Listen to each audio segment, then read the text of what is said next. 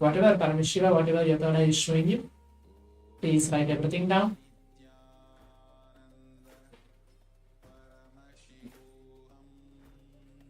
And Swamiji very beautifully tells that this power of third eye, it's not just keeping our eyes closed and reading something which is there in front of you, but ability to even see across thousands of kilometers away to see what is happening, what's the exact situation which is happening, even like the complete movie itself. But as we keep practicing, we are going to reach to that level of power manifestation, the power of third eye. Now, as we want to see what is there in front of me, what is there in my screen which has been projected, what is the image which is there? It can be colors, it can be objects, whatever Swamiji is showing you, please start writing everything down. Few more seconds are there.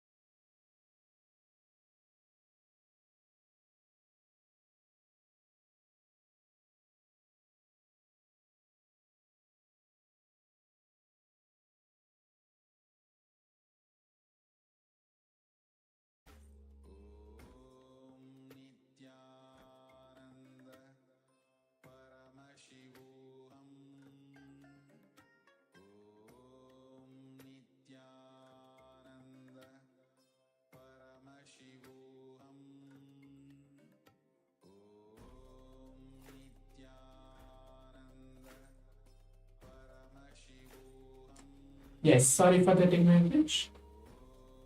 As you can see, this is the image chosen for all of us for this first round of the power manifestation. As you can see, this is the image. There's like many different fruits which are there in the basket. There's banana, there is apple, there is grapes as well in this picture. You can see there's red, yellow, green, and the basket is in brown in color. So if you're able to connect and see, yes, this is what I've been manifesting, and this is what Swamiji is showing me. You can type out your answers now in the Zoom chat. Share your experience telling, yes, this is what Swamiji is revealing to me. And this is the image. And let's verify now with whatever we have written.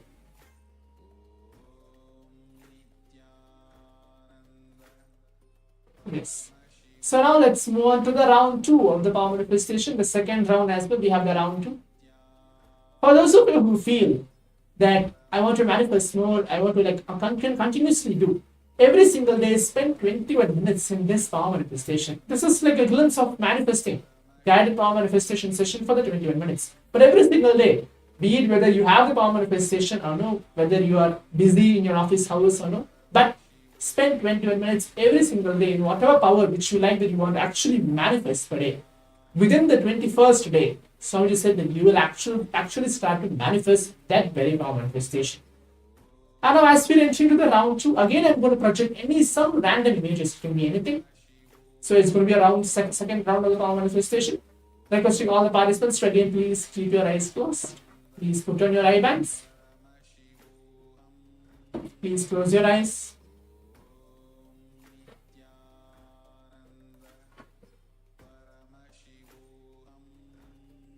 Visualize Swamiji in your very inner space. Any formulas of being quantum of Hinduism as you're keeping your eyes closed.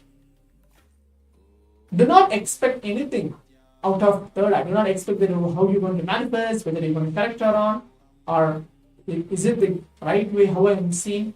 Not at all. Do not have any judgments or do not have second thought current about this very power manifestation, because you are not doing anything at all. You're just allowing Swamiji to flow through you and the power manifestation is happening. As we're keeping our eyes closed now, let us all chant the Mahavakya along with me. Om Nithyananda Paramashivoham.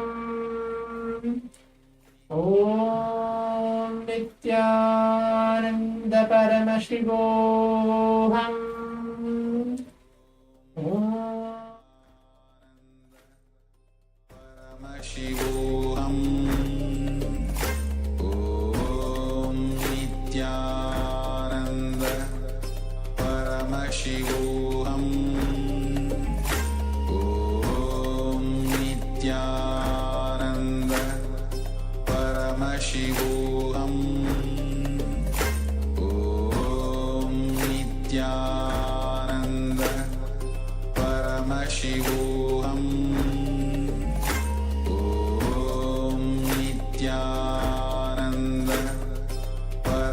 Paramashivoham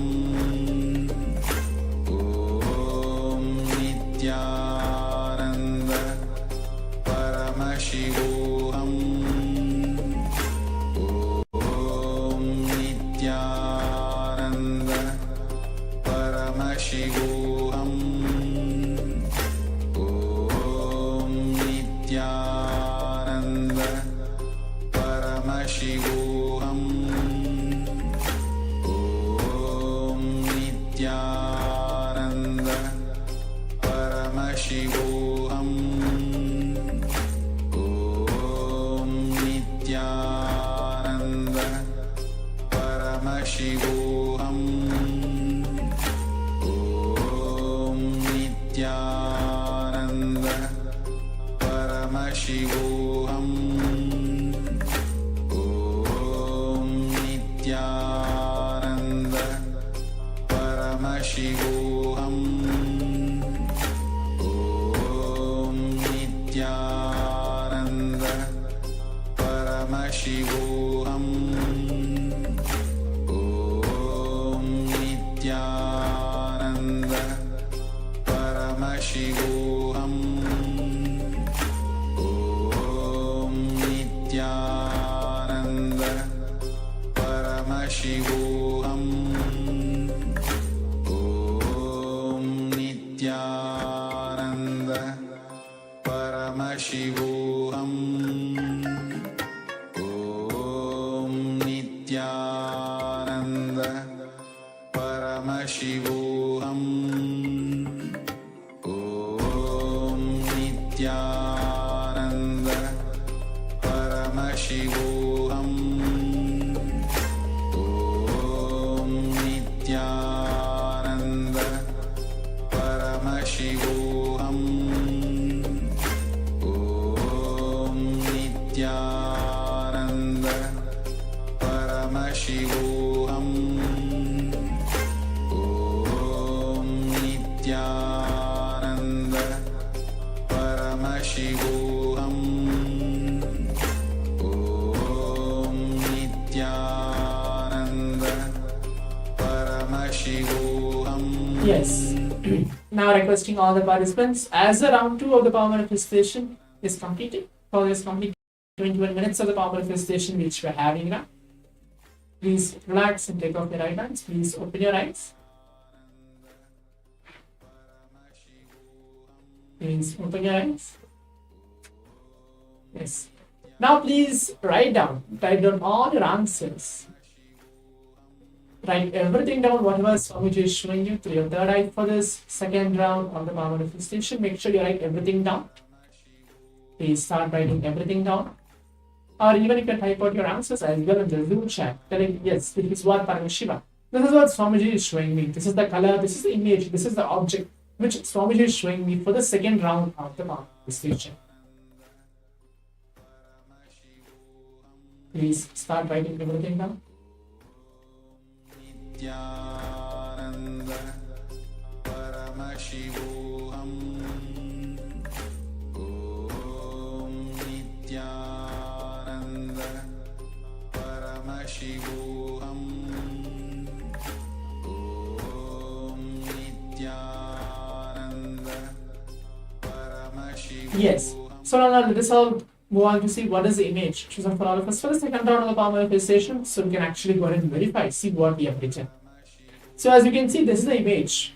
It's again a fruit. I mean, not a fruit, but there's many fruits are there, like 10 to 15 strawberries are there, which is in this photo.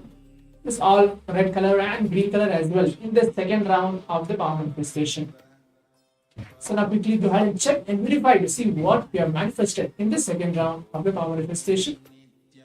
And as we are coming to the conclusion of this complete 21 minutes manifesting the powers of Paramashiva, let us all take a few minutes of our time to go ahead and onto our social media and share our experiences, what we have been manifesting for this past 21 minutes. What breakthroughs did we have? What did Swamiji actually is revealing to all of us for this complete first and the second round of the power manifestation? Make sure you're tagging Swamiji, whether you're going to Facebook, Instagram, or Twitter, or any social media platforms. As today we have a long day to go to receive Swamiji in the Bhavasmaya Darshana Bhagavan Nithyananda Paramashivoham Murti. Let us all prepare ourselves as we move on to the next session.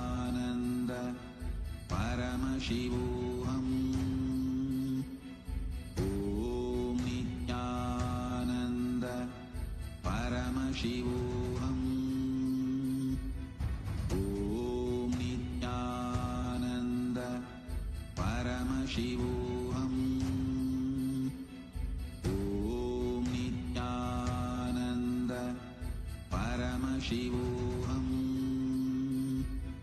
Om Nithyananda Paramashivoham. Om Nithyananda Paramashivoham. Om Nithyananda Paramashivoham. Om Nithyananda Paramashivoham.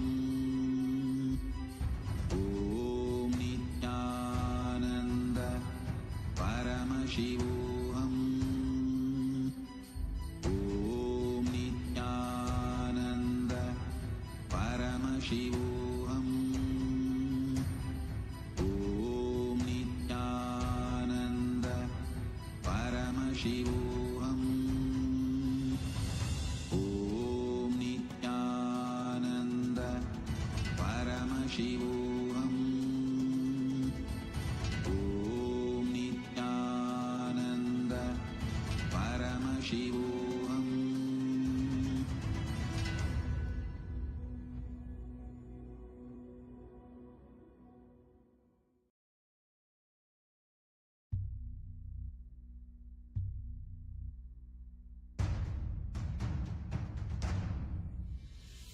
Sit as Paramashiva.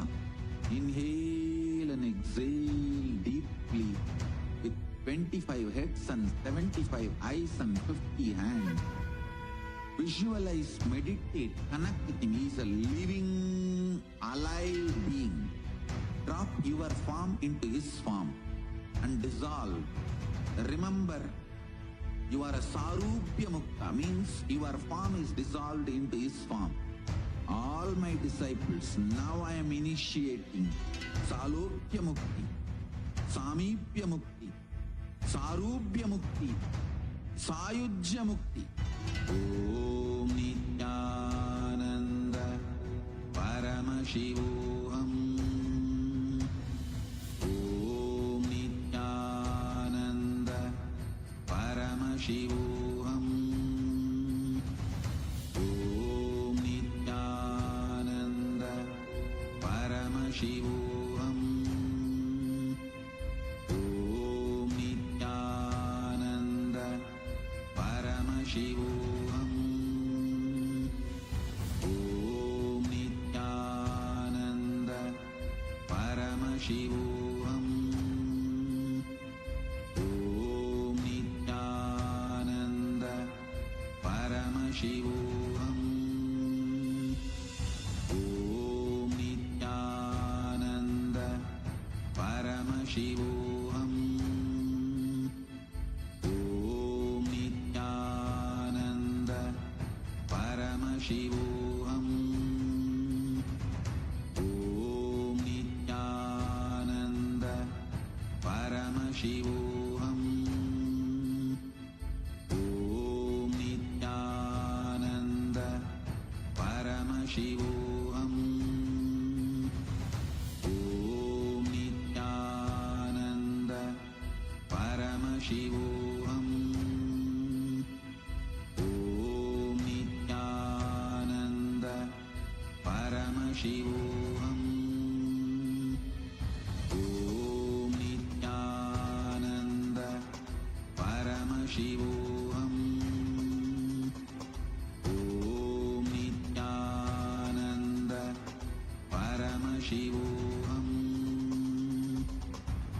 Om Nithyananda Paramashivoham. Om Nithyananda Paramashivoham. Om Nithyananda Paramashivoham. Om Nithyananda Paramashivoham. Om Nithyananda Paramashivoham. Om Nithyananda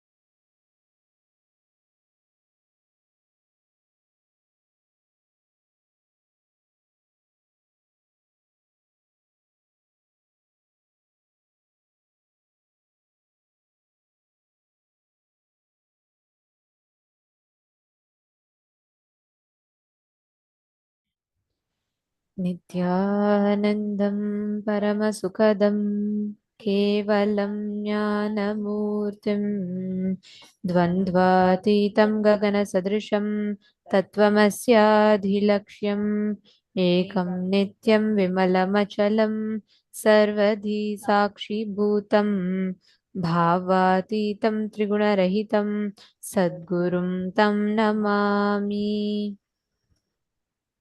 Nithyanandam, we welcome all the participants, every one of you here, all the participants, viewers that are watching the program from KAILASA's Nithyananda TV, KAILASA TV, and various other social media platforms, and all the participants of Paramashivoham Level 3.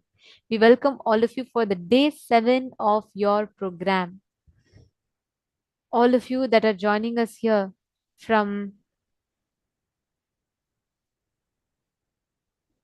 the various different countries around the globe. Nithyanandam, Ma Heidi Shlak, Nithyanandam, Ma Anandeshwari, Nithyanandam, Ma Mylene Seymour, Ma Istak, Nithyanandam, and Ma Mahajanani, Nithyanandam. Very nice to see all of you here with us. Every one of you that are here, please understand today is one of the most special day because today we're all going to be learning or understanding about one of the most powerful sciences in Hinduism. You might have heard about how the space or the state and the experience of Paramashivoham is manifested. You might have heard about how the Paramashivoham is ultimate identity. But today we are going to be learning about how exactly does that work? What do we mean when we say that? What do we mean when we say we experience a space of Paramashivoham? What do we mean when we say conscious supremacy or conscious sovereignty? We are going to be learning about all of that in today's program. Today, as we all continue the celebration of Diwali, we are going to be learning, understanding about how you can experience the space inside and outside. So let us all get ready to start. The first session, we are going to be understanding one of the most important aspects. We are going to now be learning about the asymptotic samadhi. This is the samadhi where you transcend from form to formlessness. So let's learn about the samadhi now.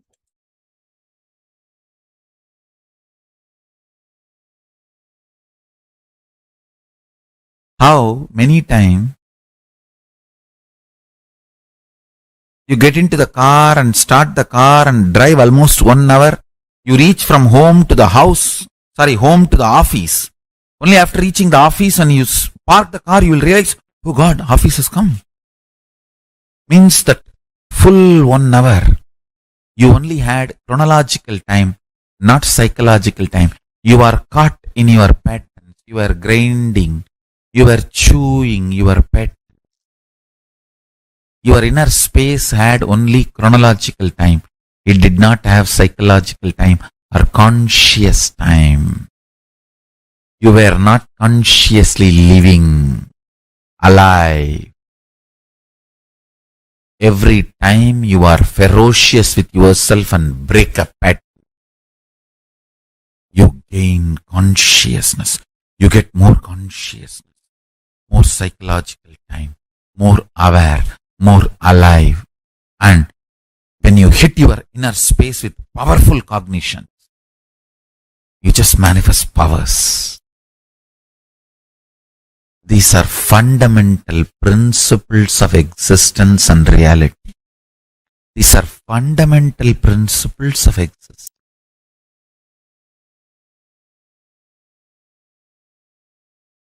I heard this directly from Arunagiri Yogeshwara.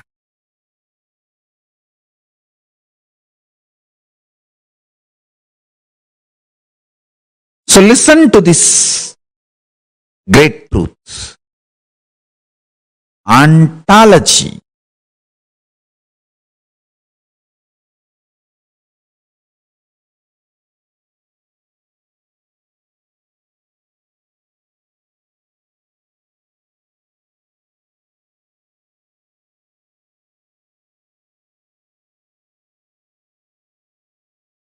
It's like a metaphysics of existence beings. Eschatology is like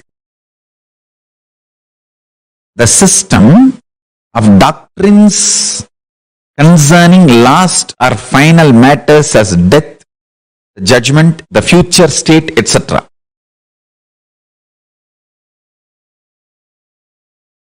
Epistemology is branch of philosophy that investigates the origin, nature, methods and limits of human knowledge. Axiology, the branch of philosophy dealing with values of those ethics, aesthetics or religion. Now, one by one I'll map. The ontology of Paramashivoham. Listen carefully, intensely.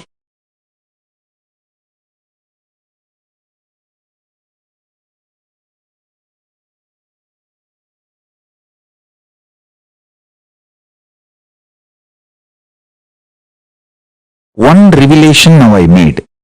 If you decide to change your inner space, your outer reality changes drastically, shockingly. That's what we call miracles.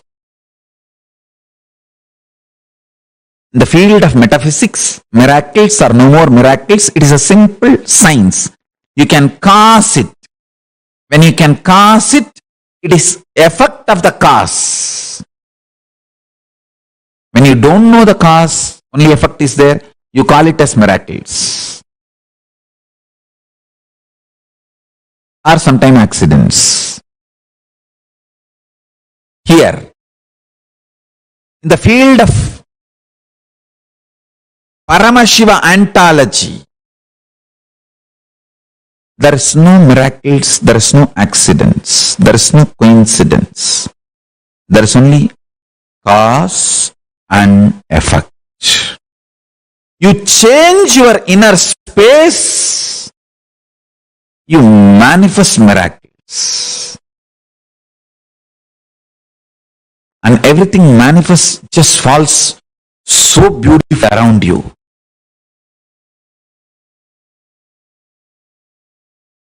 Everyone perceives your life as miracle.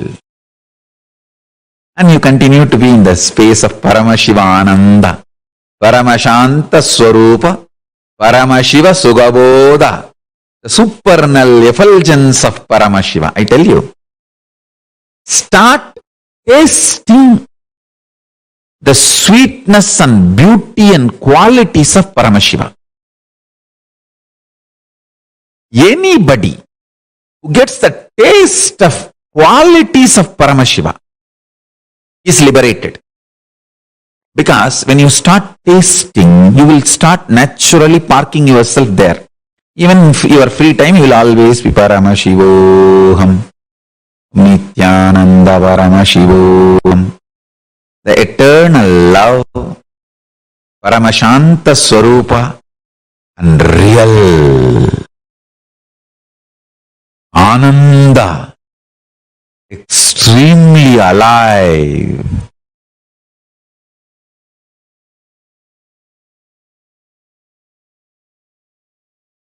I tell you,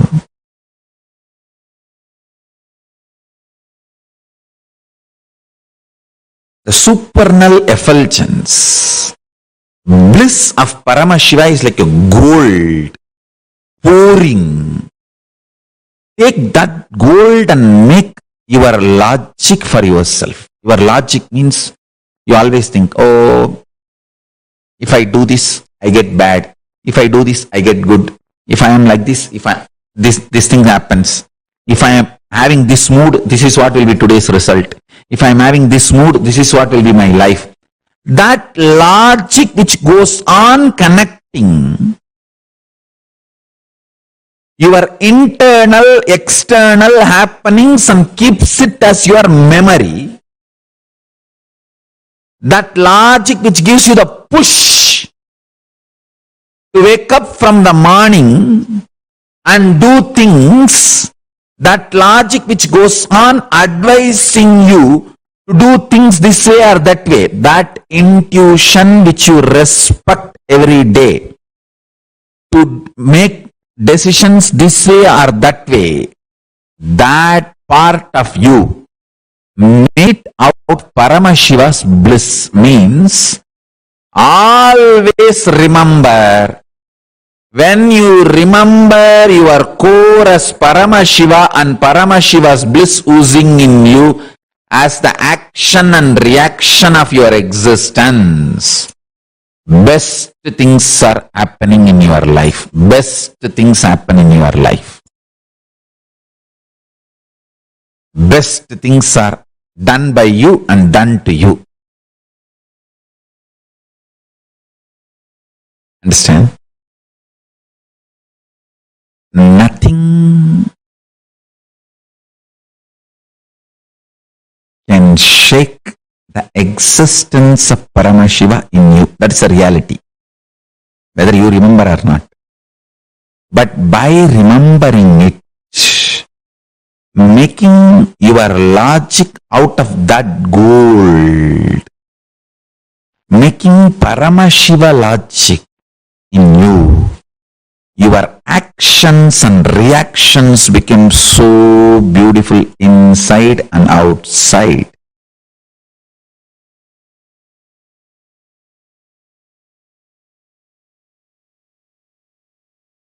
Listen. Whether the individual problems you are facing, your personal health related issues, or the whole world health related issues,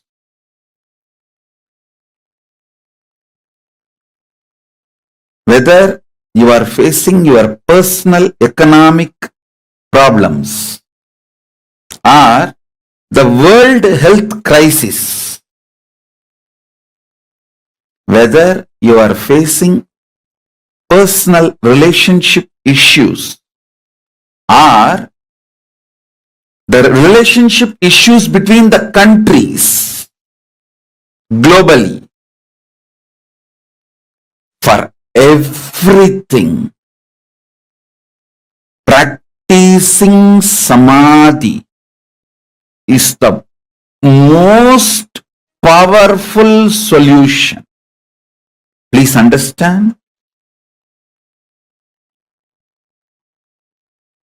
When you practice samadhi,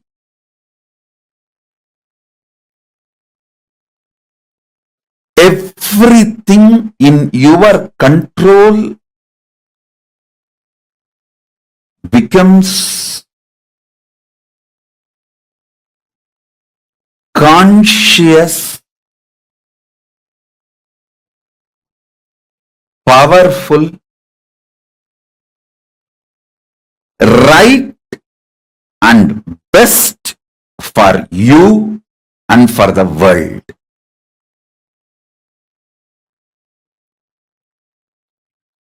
I'll give you an example. If you start practicing samadhi, your health will become best, and all the people who are under you, like for example, if you are heading a family, all the family members are under you. You will make sure they are all healthy.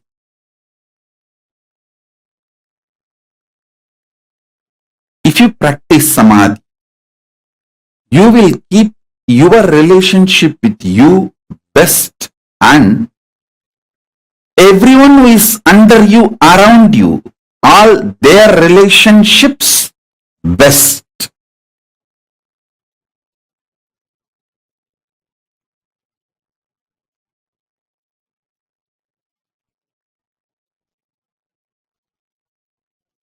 If you practice samadhi, you will keep yourself highly conscious. See, unconscious blind spots which is responsible for almost all the problems in our life, will be eliminated.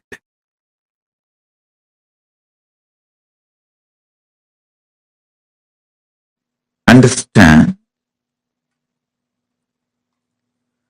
All you need to enjoy the powers and superconscious mutation of 64 manifestations of Paramashiva is to have the right knowledge about all that 64 manifestations. You need to understand Paramashiva as he introduces himself. Listen, if you want to understand me, you need to understand as I introduce me to you.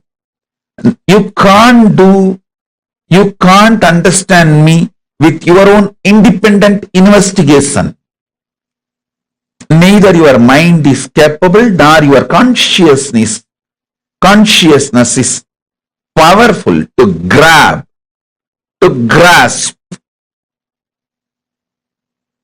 my existence as it is. You can only understand my existence as per my introduction. Same way, you can understand Paramashiva only based on his own introduction. Understanding him based on his own introduction awakens something called Shraddha in you, not faith. Faith is poor word. Shraddha. And Shraddha breeds bhakti.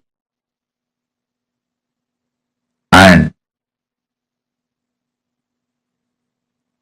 all the Ananta Kalyana Gunas, auspicious qualities of Paramashiva starts manifesting in you. Powers of Paramashiva starts manifesting in you.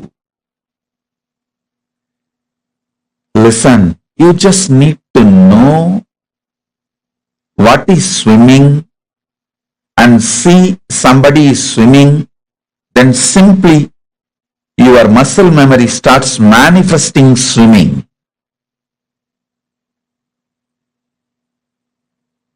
Same way, you just need to know about the superconscious mutations of Paramashiva and see someone manifesting it. Your muscle memory, bioenergy, all will just pick up. And simply you will enjoy superconscious mutation of Paramashiva.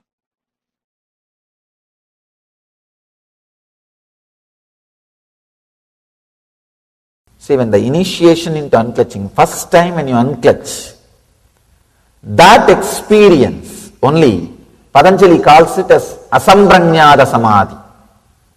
The first unclutching experience. Beautifully in Ramakrishna's life it happened.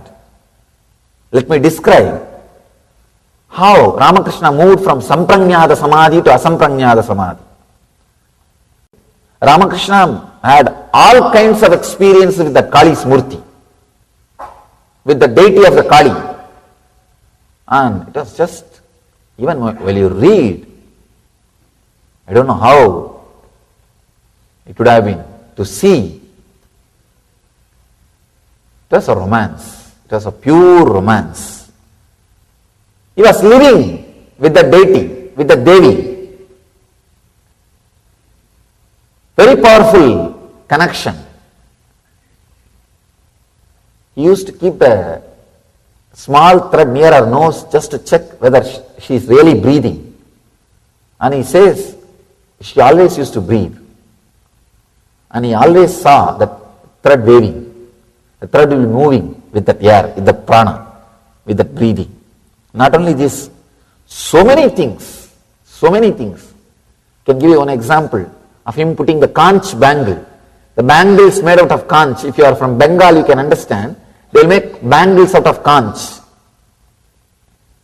And the Devi is holding the left hand, the head, the severed head of the demon, without breaking the deity, without breaking, damaging the deity or the conch or the bangle. He put the bangle for the deity. And the other people asked, how it happened? How can you put it? This bangle cannot go into the hand because she is holding the sira, the head of the demon. He says, no, I just told her, drop it. She gave it in my hand and I put the bangle. I told her again, please hold it, and she is holding. That's all. The power over the matter, the mind over the matter, the power of his mind over the matter. He was connected to Kali that deeply. He was living in Sambranyada Samadhi.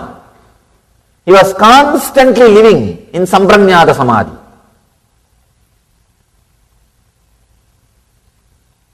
So now it is time, he has to move to the Sambranyada Samadhi. And one great monk, Totapuri, he came to the Kali temple. He is an enlightened sannyasi, great Vedanti. Naga means no clothes, no sleep. Their lifestyle will not be like a regular normal human beings. Naga Sampradaya sannyasi, very powerful lifestyle. He comes and initiates Ramakrishna. He says, now it is time for you to experience the next level of samadhi, beyond form. Come on. You need to have that unclutching, the cessation of the mind. What here Patanjali says, pratyayabhyasa purvaha virama, means all the mental function of clutching with the thoughts has to end. See, even if you are clutched with the Kali, it is a mental function. Please understand. Maybe highest level of function, high frequency level of function, but it is a mental function. You can experience in your life sometime, early morning when you are out of dream state, but you are not completely fully awake. That those few seconds you can see, you want to possess your body, but you can't move your body. You are out of your dream state, but you are not completely awake. That state means in between. You can see those few moments only, suddenly you will try to move your body with force. You will try to jump out and fall out of the bed. Even though it is the high frequency, almost the actions ending, it is an action. There is a clutching with the Kali. So beautifully, Totapuri says, it is time you go beyond. You have to be initiated into Vedanta. You have to be initiated into next level Samadhi.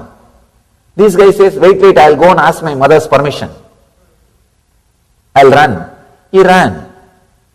When Ramakrishna came back, he said, yes, my mother told me, I can go for this practice, you can teach me. Totapuri asked, you said you want to take permission from your mother, but you went inside the temple? Ramakrishna says, yes, that is what I meant. She is my mother. I am living with Kali. I asked her now. She said, please take it. Then Totapuri started laughing. Oh God. Totapuri could not understand. Ramakrishna is living with Kali. And he said, all right, I don't want to disturb his faith. It's okay. Let him experience the next level, Samadhi. Then he initiates, he says, now concentrate on the Ajna Chakra and unclutch completely from all your thoughts. Ramakrishna says, I am able to unclutch from all the thoughts, but I am not able to unclutch from Kali's form. I am not able to unclutch from Kali's form. He says, I am stuck. The moment I see her, even the idea to unclutch disappears from me. I am just completely drowned. Sambranyada Samadhi, the first level Samadhi. But the beauty is that Samadhi itself is so powerful, it will lead you to next level. It has to lead you to next level. Totabari says, no, you have to go beyond. Then Kali, she herself appears and says, my son, don't bother, cut my farm with this sword. He says, she gives her own sword. She says, think this as a sword of knowledge and cut my farm. You will go beyond my farm.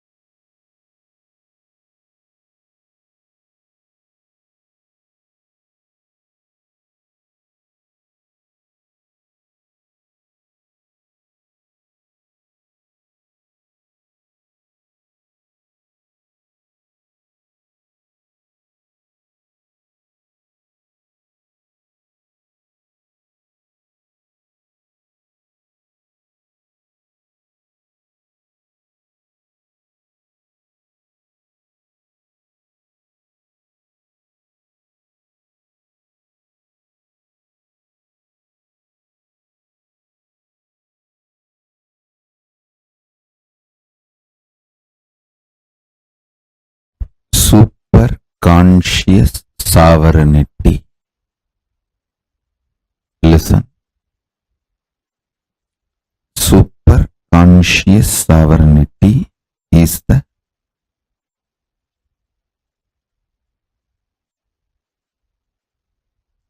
principle, superconscious DNA of Paramashiva will be manifesting today in all of you. Listen. Superconscious sovereignty. Let me explain. Listen intensely. What I am going to say now, the superconscious sovereignty, you don't need to practice.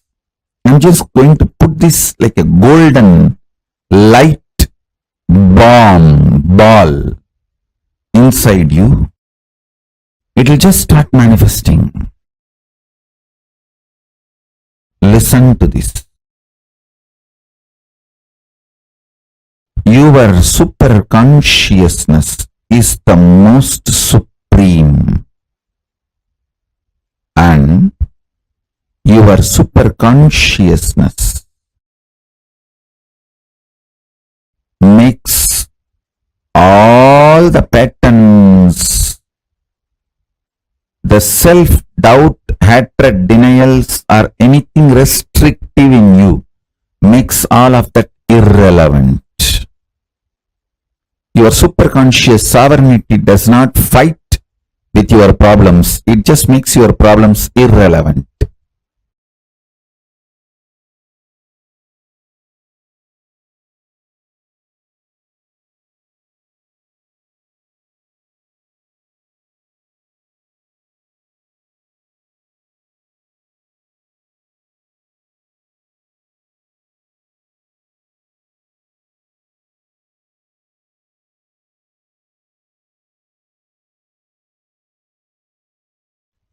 Declare your superconscious supremacy over everything.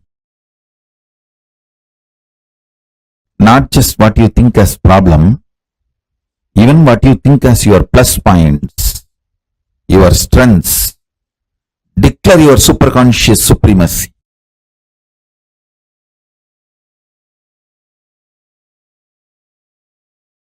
As Paramavatara of Paramashiva, I'll make it happen for all of you.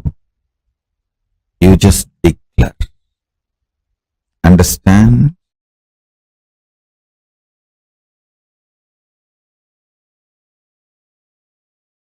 When you are declaring, because I am asking you to declare,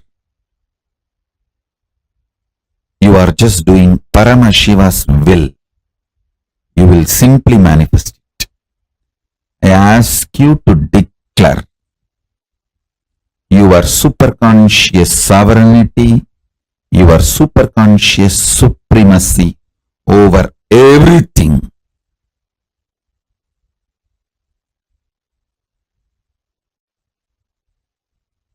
You will see your problems and solutions all become irrelevant.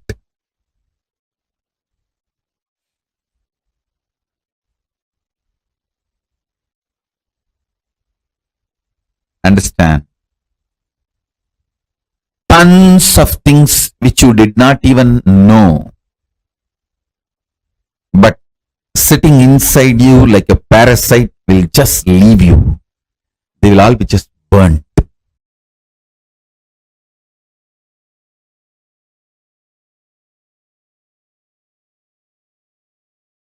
There is a beautiful verse in Vaishnavic tradition. பச்சைமா மலைபோல் மேனி பவளவாய் கமலச்செங்கன் அச்சுதா அமரர் ஏரே ஆயர்தம் கொழுந்தே என்னும் இச்சுவை தவிர யான் போய் இந்திர லோகமாளும் அச்சுவை பெரினும் வேண்டேன் அரங்கமா நகருளானே. Devotee of Vishnu cries to Vishnu, the taste of me celebrating you, singing the glory பச்சை மாமலை போல் மேனி பவளவாய் கமலச் செங்கன் அச்சுதா அமரர் ஏரே ஆயர்தம் குலக் கொழுந்தே. The taste of singing, the feeling connection, oneness with you is the best. Even if I am made as the head of the Indraloka, as a ruler of the Indraloka, I do not want that. I only want the feeling connection with you. I'll say that is the dhira of a bhakta, a devotee's dhira. Same way, all of you should have the dhira. Paramashivatva, Paramashivagadi, Paramashivapada is the only goal. Till then, you can enjoy whatever comes in the way, nothing wrong. Don't be stuck. You can sit in the couch, but don't put seat belt. You can enjoy, but don't get stuck. I have a beautiful Shastra Pramana to share with you all from Srimad Bhagavatam, 3rd Skanda, 6th Adhyaya, 45th Sloka. Tatapare cha atma samadhi yoga balena jitva prakritim palishtam tvameva dhiraha purusham visanti. The dhiras, by their sheer power of samadhi, always being in oneness with their true self, the pure consciousness, conquer the powerful prakriti, the whole manifest world, and also their own antakarana, the inner space, which are influenced by the three gunas, sattva, rajas, tamas, and ultimately indeed enter into you, O Lord. That's a beautiful sloka about the dhira, the qualities of dhira.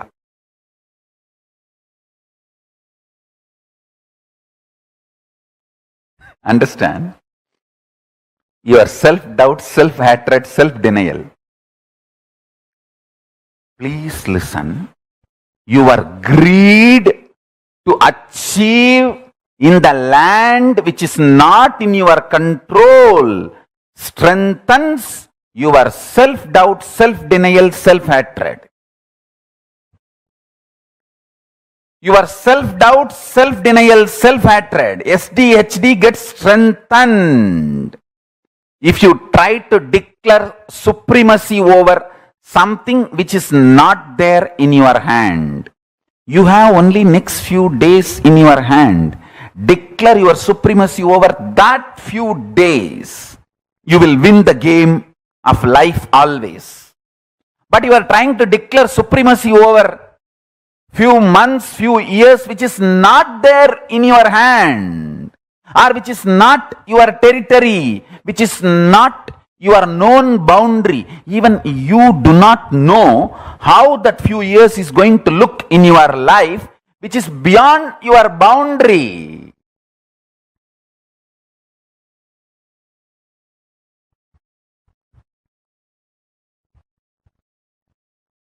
Declare supremacy only over your territory, known territory. Whenever you try to declare supremacy over your unknown territory,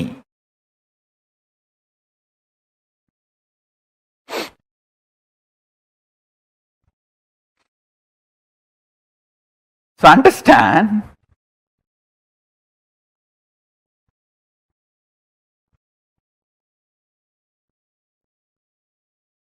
declare supremacy over the time space available to you. That is what I call Satya Sankalpa. Your whole life is not actually known to you or available to you as you falsely imagine. Listen, if you are in certain space, mood is the fragrance of the space. If you are in love, you will have the friendly mood. If you are in peace, you will have bliss mood. Moods are the fragrance, flavor of space. Your ability to retain your space is only the time available to you as your life. For example, if I can retain my peaceful, joyful space and radiate the mood of ecstasy, bliss for next 2 days, then only the 2 days is the time I have as my life. So, I can only plan for the next 2 days, only that will be successful and strengthening my confidence about me. And after 2 days, then plan for the next 2 days. That is the way you consciously start building you. Your Chidabhasa, source space of consciousness, the time-space continuum gets built consciously only with space-based sankalpas. You can handle yourself peacefully, joyfully only for next 2 days, as on now, but you try to make the sankalpa for your whole life, Dumbo, loose. Then you are naturally bound to fail and strengthen your self-doubt, self-hatred, self-denial. SDHD.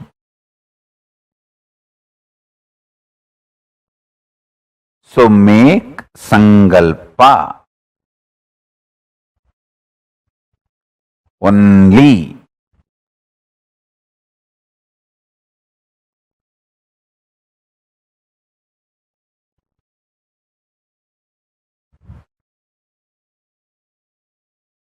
for the time space available in your hand, in your life. That is first. Listen, this is first. Second,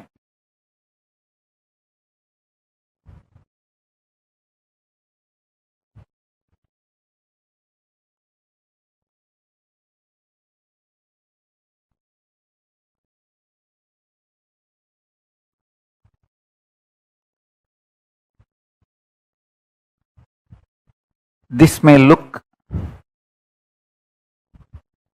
too simple, but when you start practicing, you will understand how powerfully this technique works for you to be stable.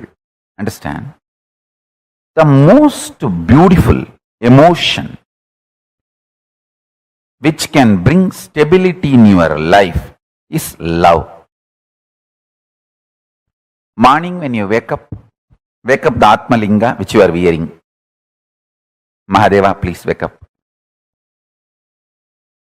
Morning when you take bath, Swamiji, please take bath.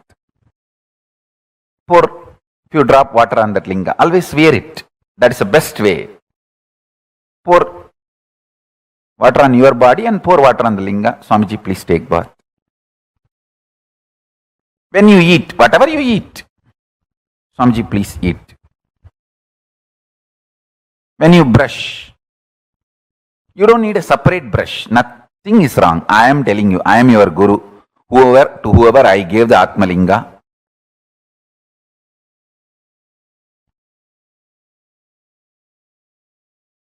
Maybe you don't need to put the same brush on the Atmalinga, but take little Hariteki powder and put it on. Swamiji, please brush the teeth. Mahadeva, please brush the teeth.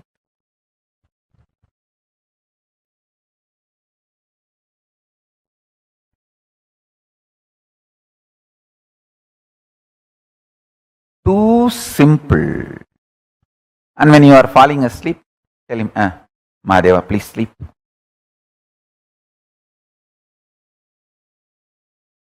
Love manifests that Chidabhasa, time-space continuum in you, sweetly and beautifully. You have a special feast, celebration, anything. Mahadeva, please eat. Show to him and then eat.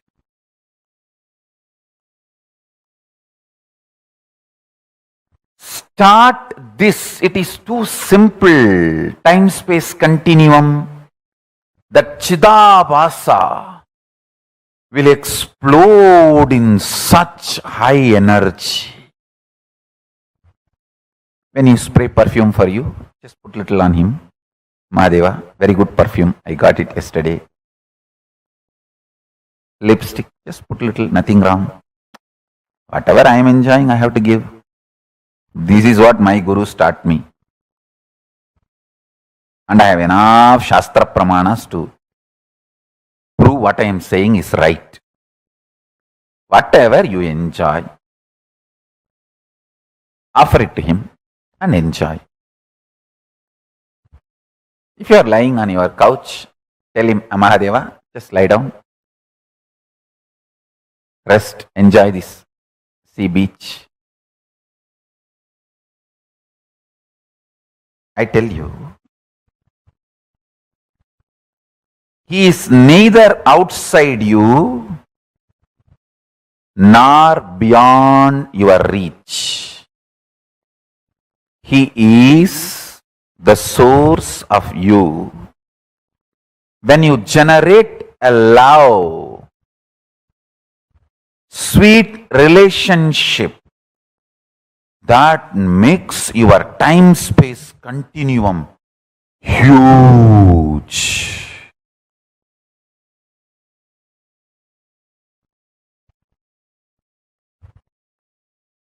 Huge.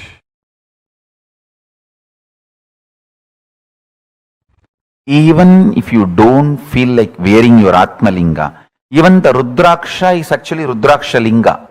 Many times, the Shastras allow, you can keep Rudraksha as the Rudraksha Linga and do Shiva Puja to that Rudraksha Linga itself. Agamas allow it.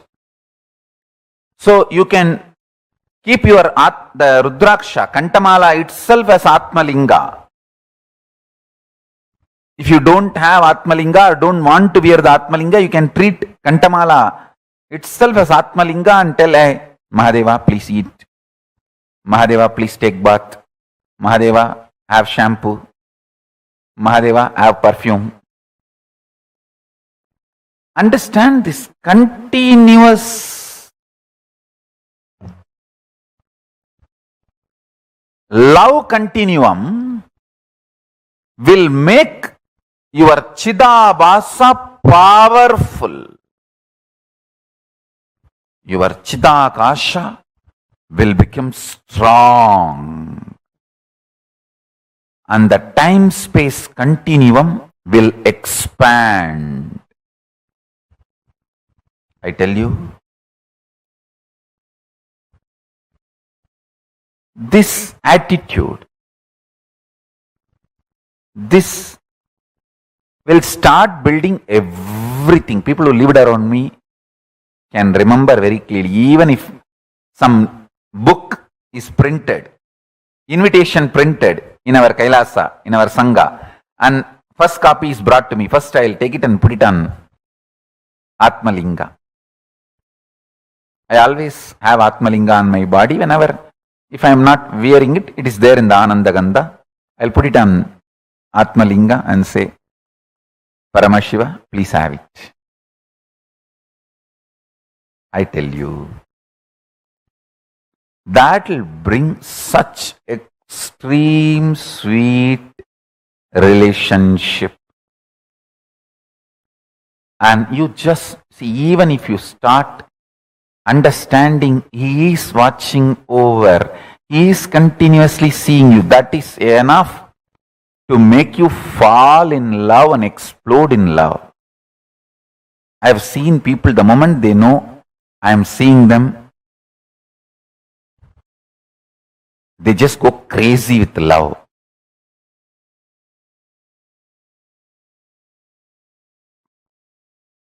The moment you start understanding Mahadeva is watching you, you just explode in love. The Chidapasa explodes.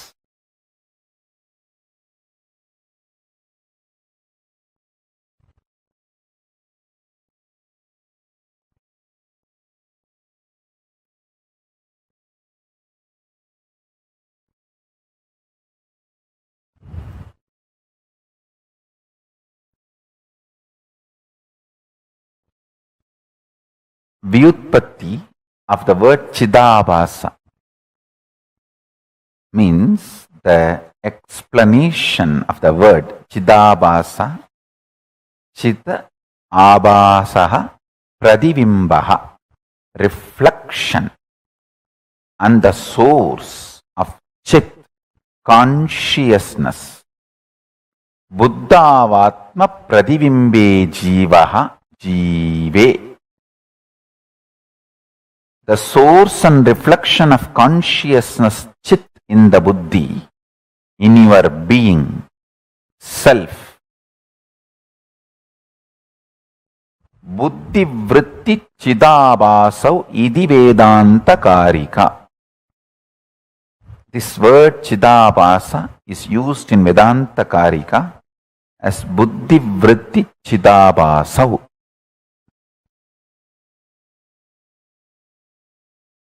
Listen. The source where the being of Chit and doing of consciousness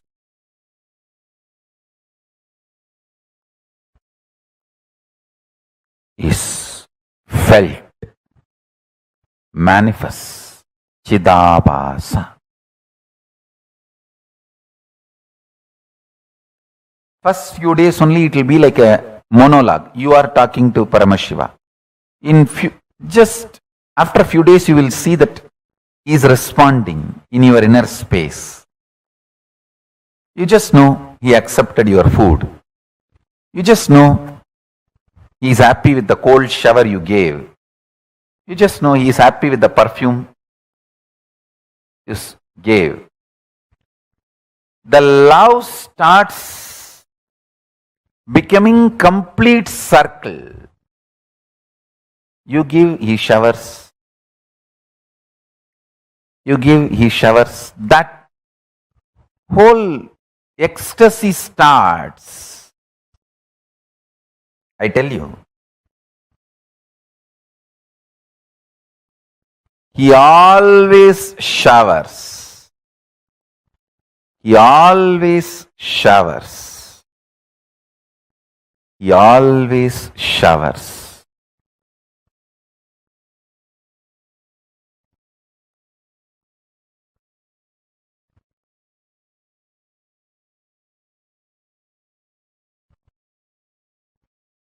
He only makes sure you don't start using Mahadeva's love as your crutch. You should not use his love as crutch, your crutches. You should not become handicapped because he showers on you. That's the only thing he makes sure. Because he wants to make you fly through his love. He doesn't want you to become sick and start using him as your crutches. No. The only thing Paramashiva looks, when I pour my love Are you going to fly using it as inspiration to inspire yourself? That's all.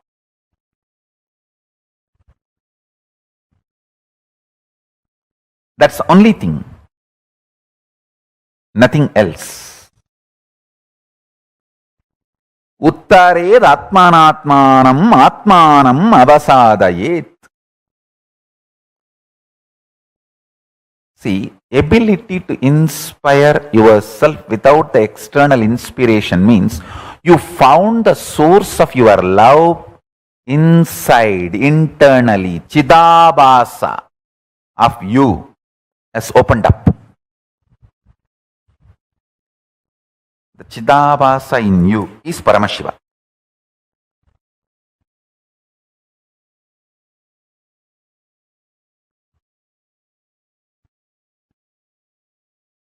That's all.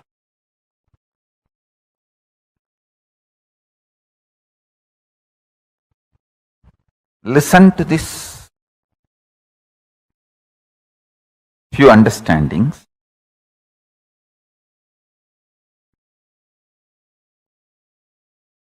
If you open your Chidabhasa, you are winner anywhere you are.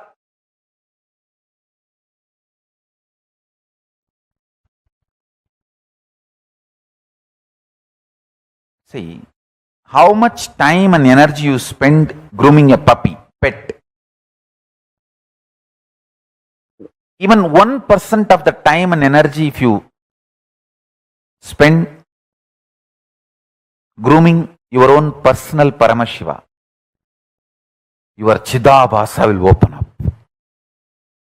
Your pet opens the love dimension of you. Your Atmalinga opens conscious dimension of you. And I tell you,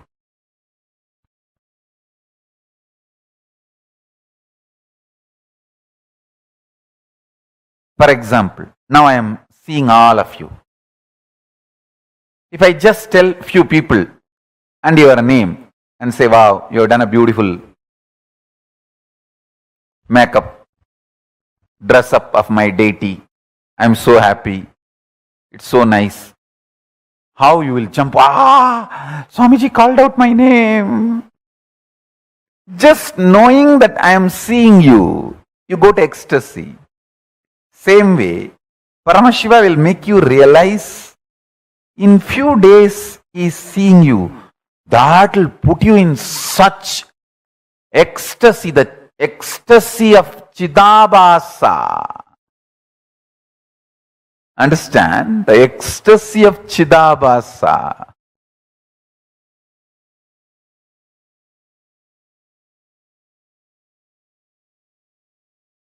Listen, when Chidabhasa ecstasy starts, more time, more space is under your sovereignty. You can declare supremacy. You can be the leader and manifest what you want.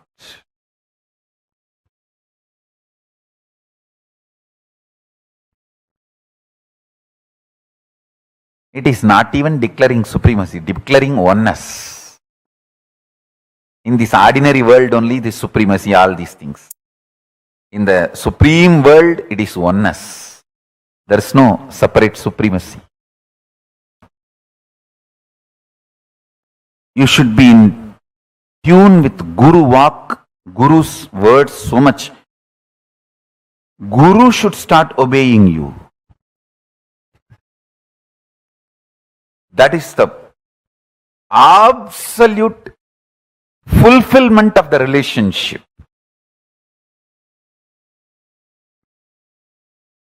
Between you and Paramashiva.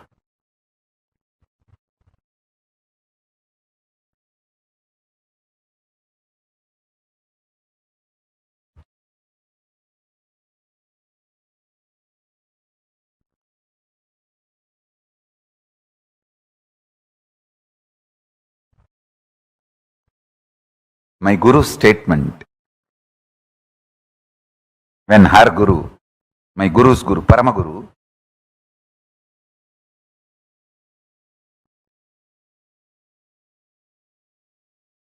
put the Batmasana 3 days after death, are so-called clinically dead. That time my guru made the statement, வாழும்பொழுது அவர் சொன்னது எல்லாத்தையும் நான் செஞ்சிருக்கேன்பா, அதனாலதான் செத்த பிறகும் நான் சொன்னது அவர் செய்யறாருப்பா. What a guru-disciple relationship.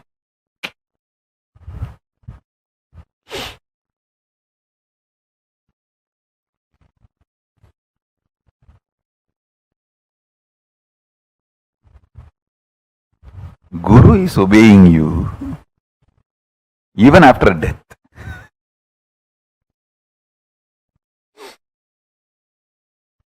Whole day, as many times as possible, whether you eat, sleep, take bath, spray perfume, just do it for your Atmalinga also. Through Atmalinga to Mahadeva, to your Guru or Paramashiva. In Hindu tradition, literally we treat Guru and God as one and the same. Guru is the manifestation of God. God is unmanifest component of Guru. That's all. Avyakta Guru is Paramashiva. Vyakta Paramashiva is Guru. The manifest Paramashiva is Guru. Unmanifest Guru is Paramashiva. Guru's unmanifest dimension is Paramashiva. Paramashiva's manifested dimension is Guru. That's it. So any one leads to another. That's all. If you catch Paramashiva directly, start praying, he will appear as Guru. If you catch the Guru and start connecting with him, he will lead you to Paramashiva. That's it. But both leads to the same oneness space, ultimate enlightenment.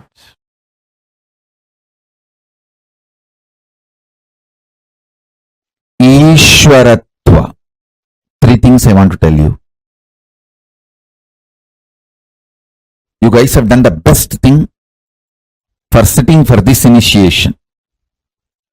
Whatever reason you chose this initiation, you have done the best thing. It may be lottery, Sukra's grace, luck, whatever you call it. Anything you have given up to sit for this initiation is worthy. Listen to that first. Any fellow who has missed this initiation has missed and missed in a big way. How can I digest this vast expansion? So many were messaging, Swamiji, for many years, the things I was complicating and struggling, you were 10 minutes initiation. That's it. The problem is not there. Where are we heading? With so much expansion, listen. First, drop getting terrorized by becoming large. When I am infusing superconscious DNA of Paramashiva in you, so much expansion, you get terrorized. You get, oh God, it is too much. So you pick up one small thing which did not manifest. Like your diabetes, sugar did not come down. You pick up that and go on harping on that to make you feel, oh, expansion is not too much. It's all under control. You are still a human. Listen. Listen to every word. First, how many of you feel too much expansion is happening? It's really making you feel overwhelmed. Raise your hand. These people feeling overwhelmed with too much of expansion, too much of manifestation, overwhelmed. Raise your hand. And to stop feeling overwhelmed, again to feel restricted small human being, you start picking up some small things which is not yet manifested and continuously put yourself down. How many of you are playing this game? Putting yourself down. No, no, no, no, no. I'm okay. Things are under my control. I'm still human. Let me not expand too much. Let me not lose my territory too much. Let me not lose my identity too much.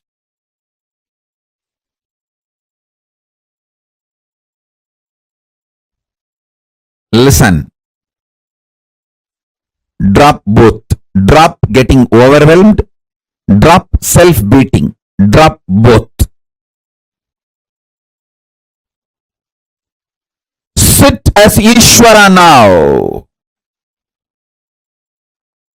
I'm not asking you to visualize. I'm asking you, see it very clearly. What you want is happening as your future. Your fear of what you want happening will be blown away. You all may think, oh, no, no, no, no, no, no. I'm only greedy about what I want should happen. No. You are afraid what all you want may happen. I am telling you, you don't need to believe. I am telling you the truth. I am not interested in listening to your argument. I am giving the judgment because I know you more than you know you. I am telling the truth directly. You are really afraid of all you want happening as your future. That's the truth. You feel, oh God, if everything happens, whatever I want, what will happen? Life, oh. Your comfortable, sillified zone will be blown away, which is one part of your identity. You are afraid of losing it.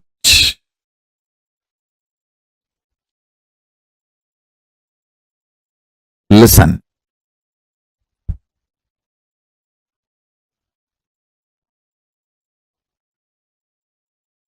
As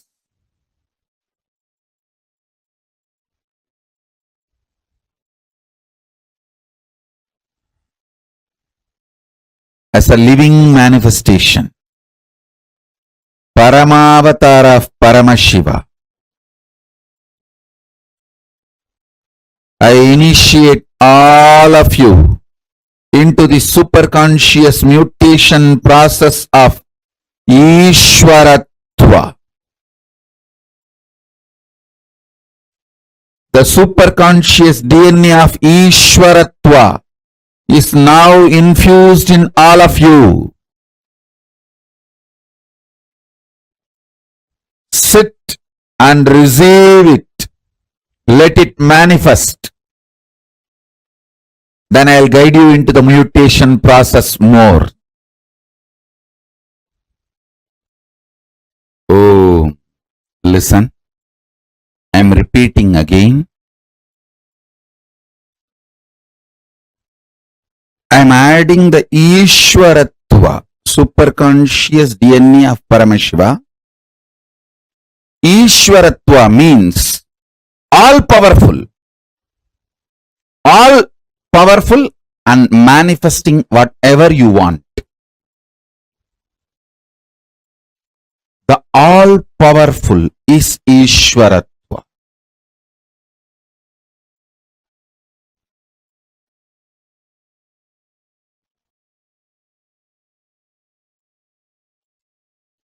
I'm doing the superconscious manifestation process, superconscious mutation process, by putting the Ishvaratva DNA of Paramashiva in you. Pen down all fears of expansion you have and break it. Pen down anything you want as a future and declare it is happening, it is manifesting. Drop the fear to manifest the future. Drop the fear to visualize your future manifesting as you want. Listen carefully. Continue to do this process. When you feel like falling asleep, just fall asleep. You won't fall asleep actually today. You will fall into Turyatita. You will see Paramashiva manifesting Ishwaratva in all of you.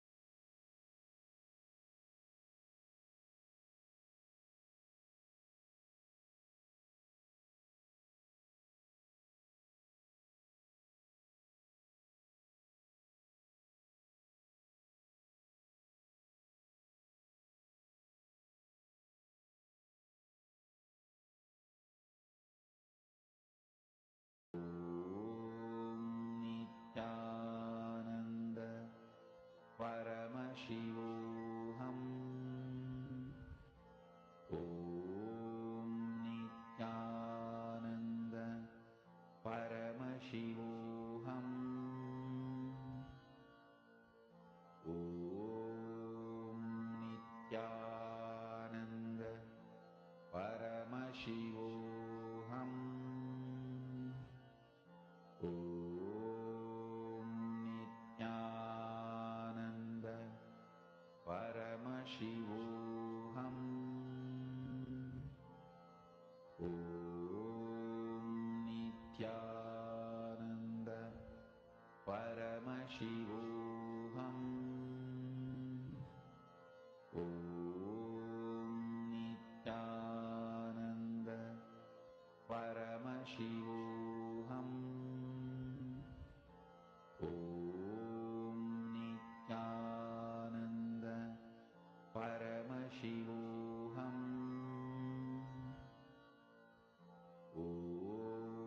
Om Nithyananda Paramashivoham Om Nithyananda Paramashivoham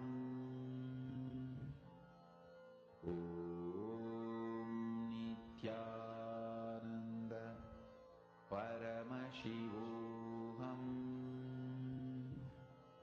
Om Nithyananda Paramashivoham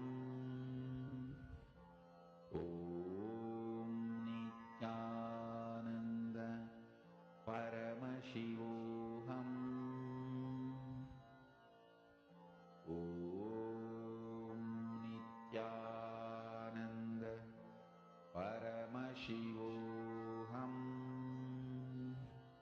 Om Nithyananda Paramashivoham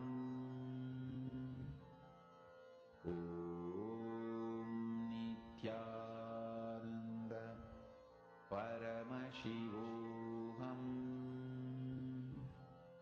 Om Nithyananda Paramashivoham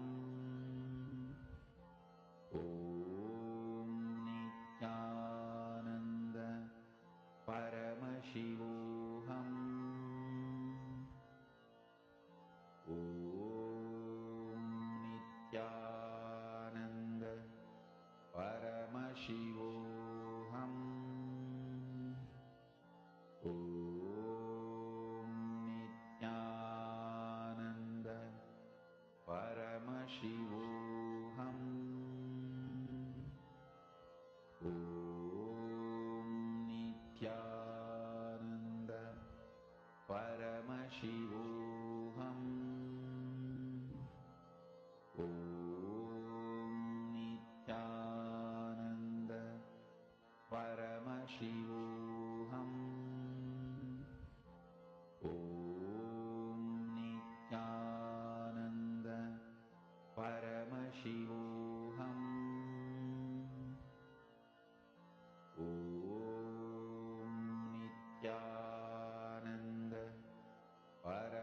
Paramashivoham. Om Nithyananda Paramashivoham. Om Nithyananda Paramashivoham. Om Nithyananda Paramashivoham. Om Nithyananda Paramashivoham. Om Nithyananda Paramashivoham.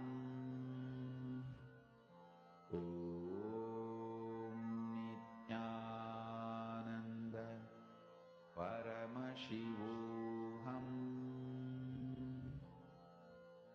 Om Nithyananda Paramashivoham. Om Nithyananda Paramashivoham. Om Nithyananda Paramashivoham. Om Nithyananda Paramashivoham. Om Nithyananda Paramashivoham. Om Nithyananda. Very beautifully, Swamiji revealed in this session to all of us about how the consciousness is the ultimate, that is the supreme, Paratva.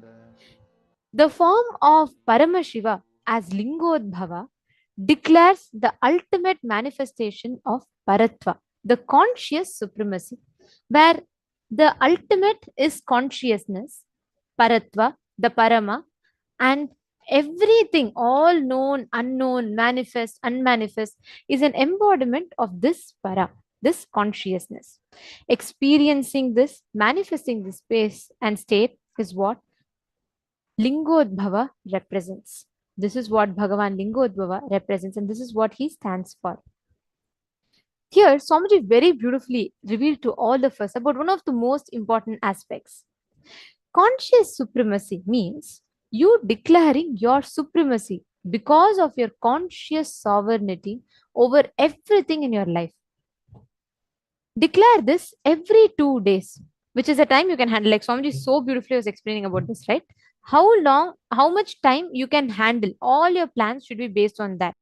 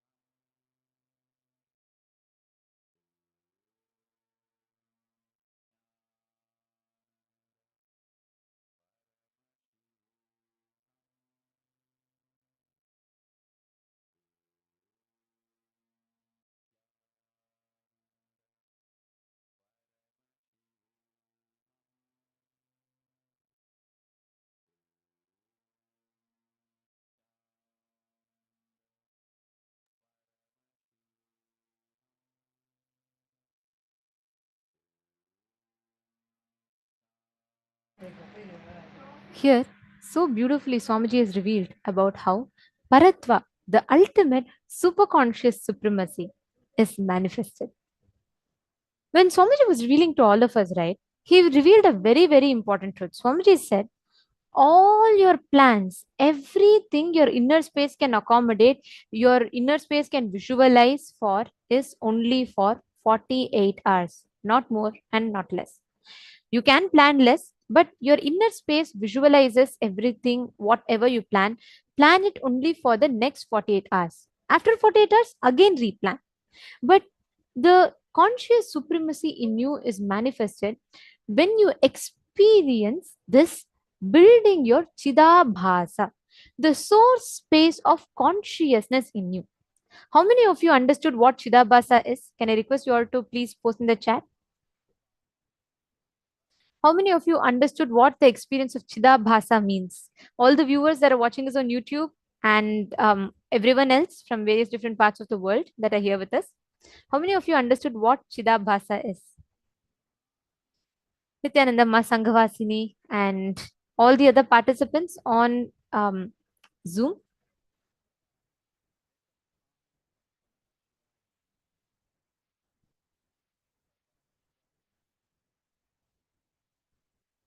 Come on, can I request everyone to describe in chat what, according to you, is Chidabhasa?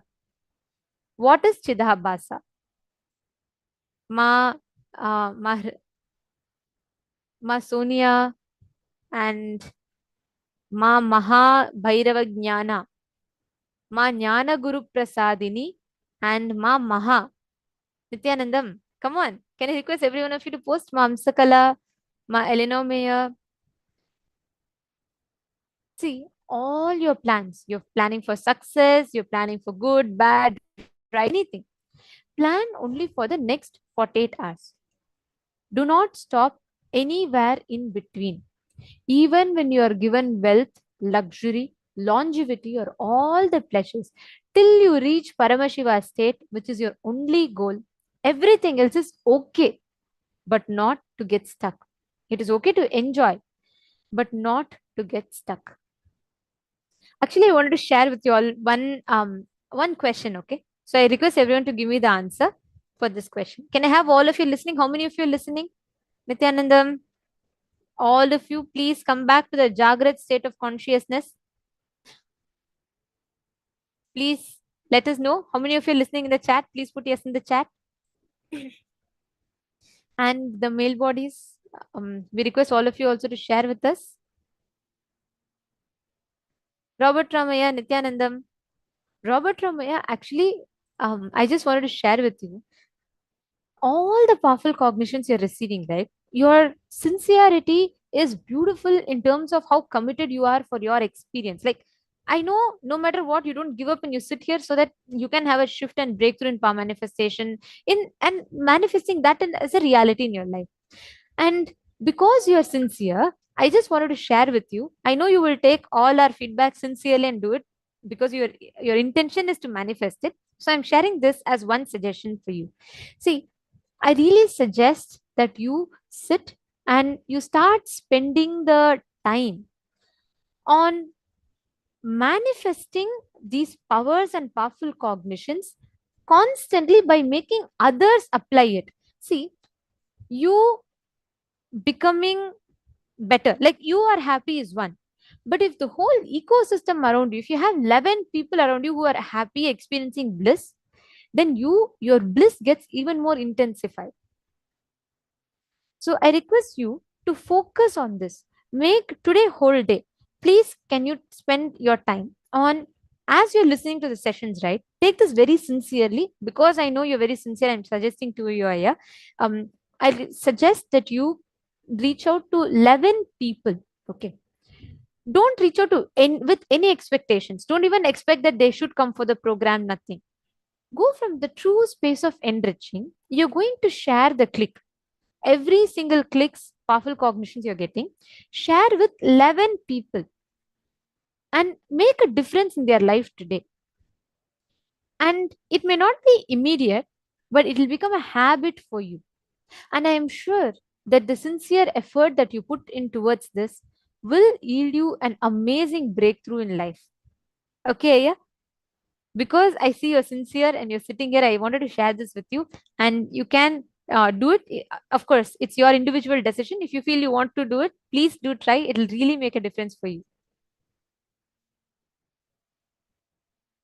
Okay, yes, I see your yes. Okay, thank you so much, Aya. And come on, Everardo Alfaro Aya, Linkle Souza, Zudong Wong. Can I request all of you to please come on the camera? Amit Popatkar Aya and Amritapa Aya, Chai Kun. Okay. Now, all of you listen very carefully. Your Chit Abhasa, the space of the consciousness that you reside in, that you exist in. This Chidabhasa, what happens is this Chidabhasa has the tremendous power and ability. It is the experience of your state of consciousness. Anything that you churn in your inner space, you are going to make that as reality. The problem here is most of the times our plans are all like, okay, in this year I have to get this, I have to get $1 million, I have to manifest good relationships, all so on, so on, so on. But end of the day, if you look back in your life, you will feel like I'm not achieving, I'm planning, I'm not achieving, I'm planning, I'm not achieving. That's why Swamiji gave a precise definition. Like Swamiji said, Chidabhasa is you experiencing the state. The consciousness is supreme. Everything else around you is a resource for your consciousness, but they can't become your purpose. Swamiji will tell, purse should not become your purpose. Your purpose should fill your purse, which means money should not become your goal. Money should be a medium for you to achieve your goal. Same way, Maya tries to distract you with all the things. So it'll give you all good things, good things, good things, and then it'll be like, okay, come on, get settled with it. You get this, you get that. And then at some point, you're going to like, you'll feel, oh, everything is set, everything is comfortable, but you'll still feel that emptiness within you. That is what is called as depression or success. All the different things life gives you. I'll give you an example, okay? Let's say a mother has some 5 children, okay? I request every one of you to answer this question for me. Now, let's say one child, all 5 children are crying. All of them want the mother to come and attend to the child. The mother is busy. She has work to do now. She can't attend to the child. So the mother is giving the toy to the first child. It becomes quiet. The mother is giving chocolate to the second child. It becomes quiet. The mother is making the third child play some video games. It becomes quiet. The mother is giving a few more toys to the fourth child. It becomes quiet. Now the fifth child, when the mother is giving toys, it is throwing it away and still continuing to cry. When the mother is giving chocolate, it is throwing that also away and still continuing to cry. So now tell me, which of the 5 children will the mother attend to? As a, like, she'll not have any option but to lift the child. Which one of them? Of these 5 examples that I gave.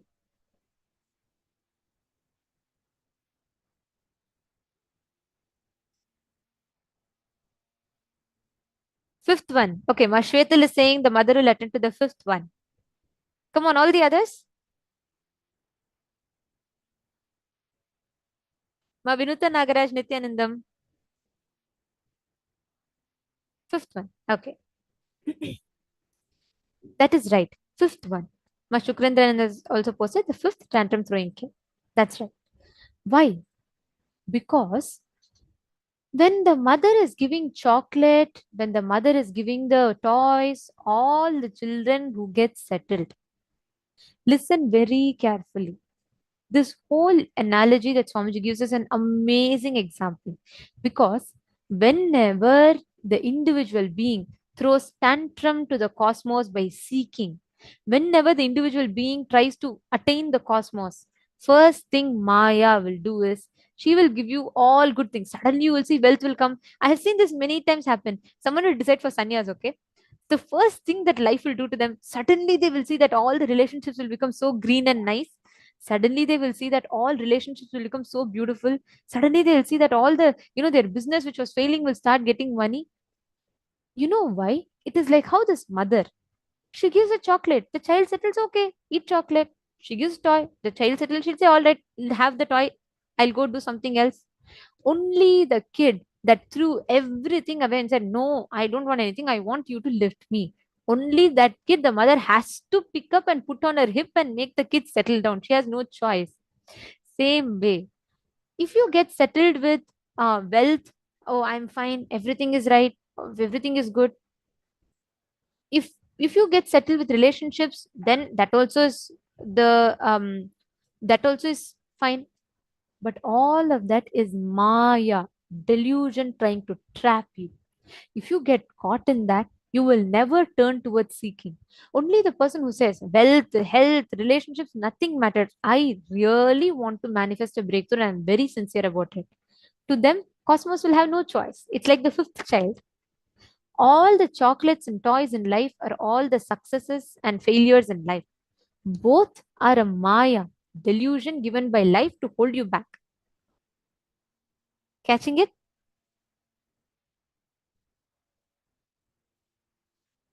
Now, listen very carefully. In all aspects of your life, this exact same thing applies. This is what is declaring Paratva, conscious supremacy. Drop getting terrorized by your own expansion. The moment we say expansion, no, take me more and let me expand, let me take up more. The first thing you do is you get terrorized. You say, oh God, I can't handle all this. I'm just comfortable with me. So listen very carefully. Write down all the situations in life where you got terrorized of expansion. Take a few minutes and please pen down.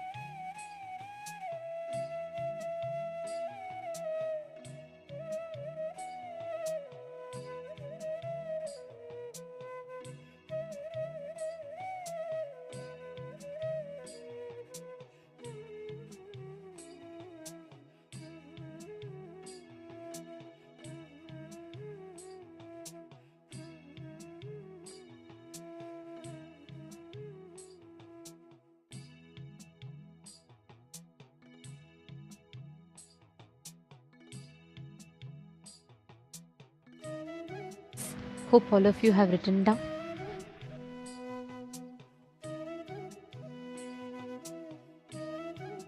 Now it is time for all of us, every one of us, to manifest this powerful cognition as a power. See, now what you have planned. You have written down a certain process to plan for your breakthrough. Am I right? Now we are going to be working for manifesting this powerful cognition inside you as a power. To manifest this existence, this state, space inside of you as a power.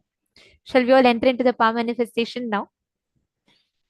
Today, all of us are manifesting the powerful cognitions, the powers, the principles of Lingodbhava Murti.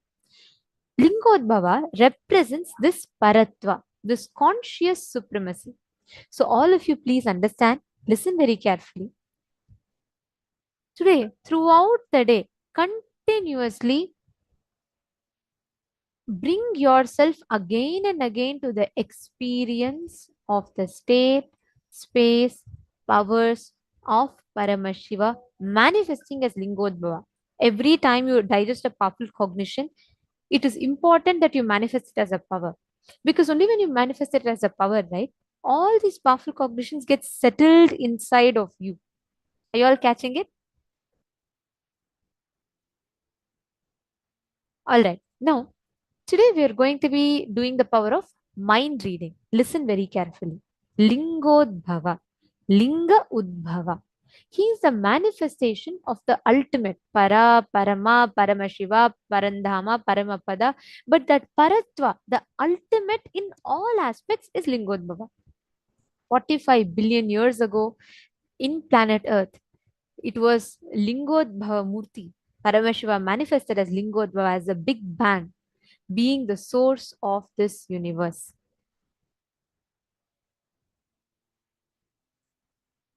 Now, I request all the participants, every one of you, to sit, settle down.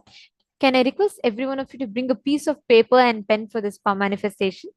And if you all have Jnana Anjana, the Aushadha, please apply. You'll be applying it on your third eye and on either of your temples.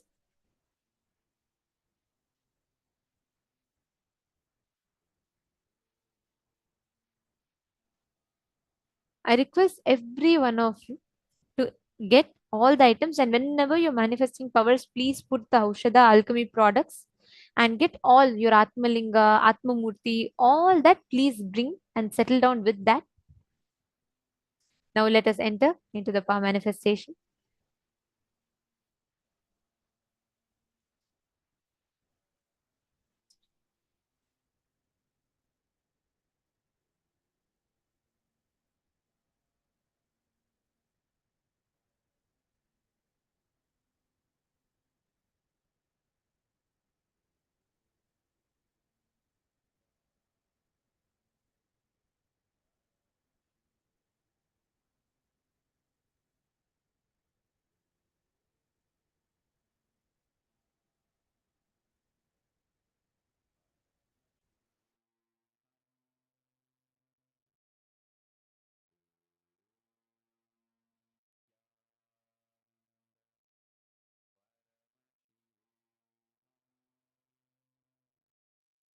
Yes.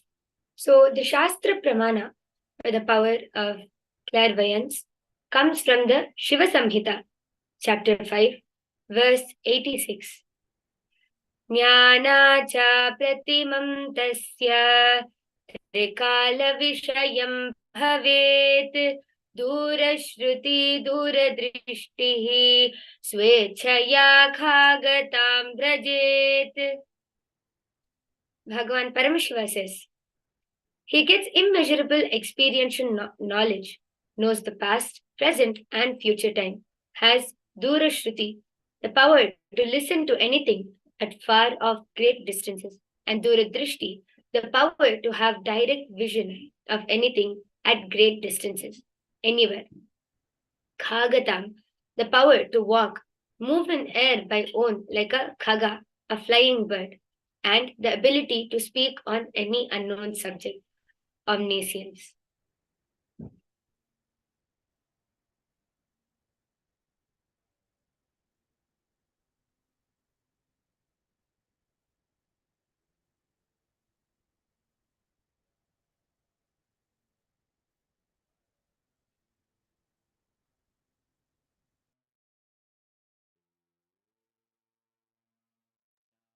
Yes. Next is the Apta Pramana.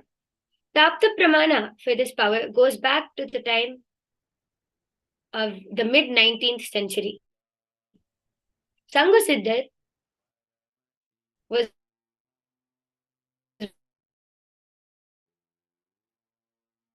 born in the mid-19th century to a Brahmin with that text. He got married and had 2 children.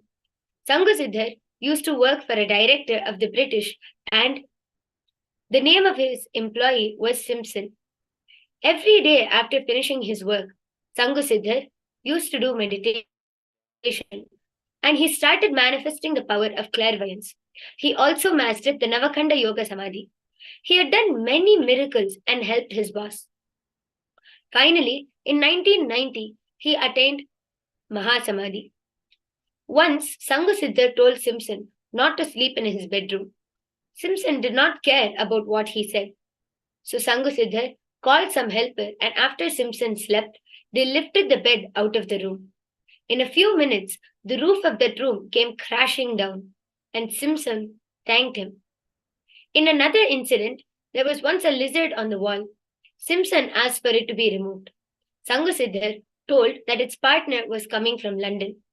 Then, in the next few days, when a parcel had come from London, another lizard just jumped and went to the first lizard.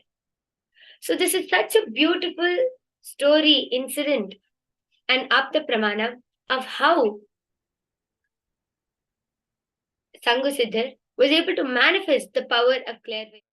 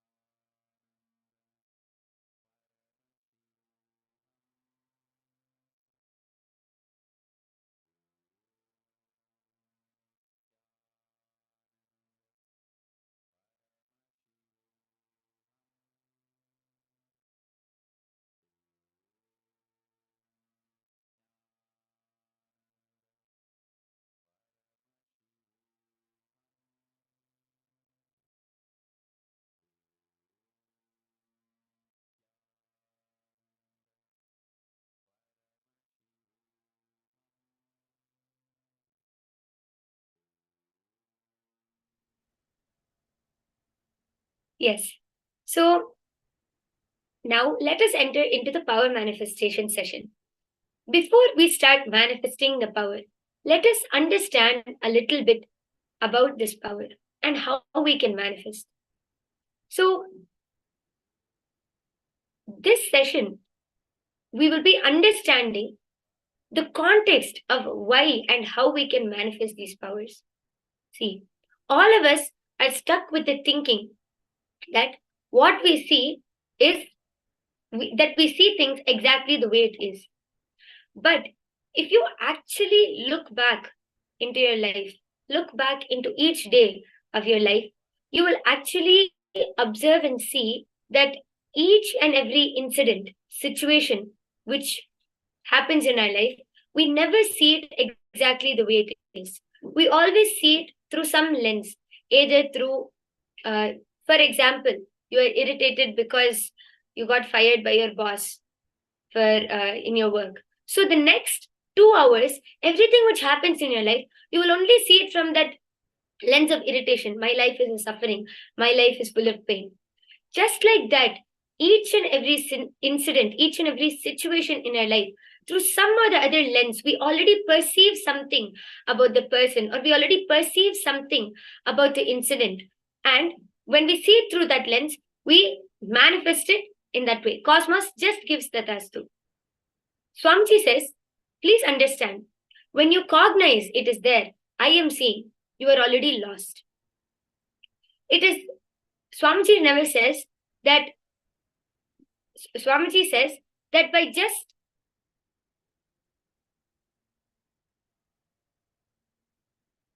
the moment we cognize that I am responsible for everything, that I am doing everything, or the moment you start seeing your entire life as a suffering and from the lens of suffering or pain or whatever you are feeling at that moment, we have lost the entire game of our life itself. So, how is this related to mind reading? To make it simple and, and to make it simple for everyone to understand, let me show you something. Imagine this cup of water in front of me as your life. Okay. So I'm going to be adding these stones and rocks inside. The moment I add it inside, you can see this is our inner space. We are continuously, there's so much of chaos going on inside of us. All of these rocks, this dirt, all of this is our incompletions, our patterns, which we are struggling with. And there's so much of chaos going inside, we never have time to sit and think, or we never have time to manifest our reality the way we want, because we are always stuck in our patterns and delusions. But if you for once settle down, understand, start being comfortable with yourself, start looking inside, then you will be able to change the complete course of your life. How? Because when you start understanding the patterns, the incompletions which you're suffering with, then you will be able to completely start a new life. You will be able to rebuild your inner image, and you will be able to restart your entire life. How simple it is to understand it with water. Imagine these stones as all the incompletions, the patterns which you're suffering with. Only if you become aware of that, only when you become comfortable with that and understand that you need to complete, only then you can build a new inner image. So, to manifest the power of mind reading, first we need to become comfortable with ourselves. We need to understand ourselves. Only then we will be able to even understand another person and scan the other person's space. So I request if all of the participants can go ahead and post in the chat if you're able to relate with what I'm saying.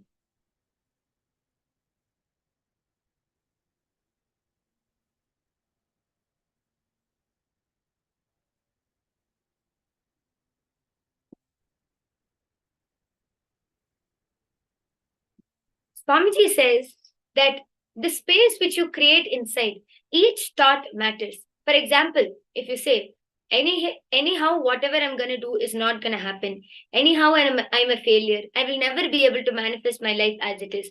Cosmos is continuously giving tatastu. And that is because of all of these cognitions. And Cosmos will keep giving tatastu, and that's how we manifest our life outside of us. So now, the first level of power manifestation, which we are going to do, is connecting to your partner and scanning the image which they are visualizing. So I request if all of you can partner up. So all of you can partner up, and one of you can be Nitya, the other person can be Ananda. So now the Nitya person can visualize any image. Don't tell it to your partner. Just sit and visualize. Put all of the doubts which arises inside of you. Put all of the questions, doubts, everything aside. Just sit in the space of unclutching. Be relaxed and visualize an image. And Ananda is supposed to scan. Just connect to your partner. As I said, when there's so much of chaos going inside, we will be so insensitive that we will not be able to connect, whether it is nature, whether it is another person, we will never be able to connect to the other being. So, for a few minutes, put everything which is going on in your mind aside. Just sit and relax and connect to the other person. Feel that you, the person in front of you, and Paramashiva are one and the same, because we come from the same source. So I request all of you to sit with your head, neck, and spine in a straight line. Close your eyes and connect to the partner in front of you. Start chanting the Mahavakya.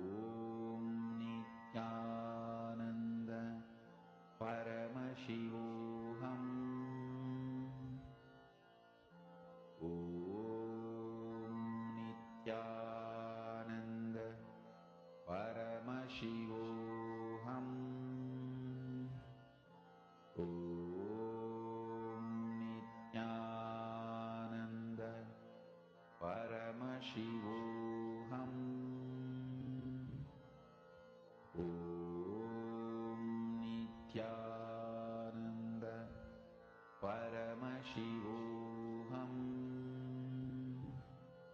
Om Nithyananda Paramashivoham. Om Nithyananda Paramashivoham. Om Nithyananda Paramashivoham. Om Nithyananda Paramashivoham. Om Nithyananda Paramashivoham. Om Nithyananda Paramashivoham.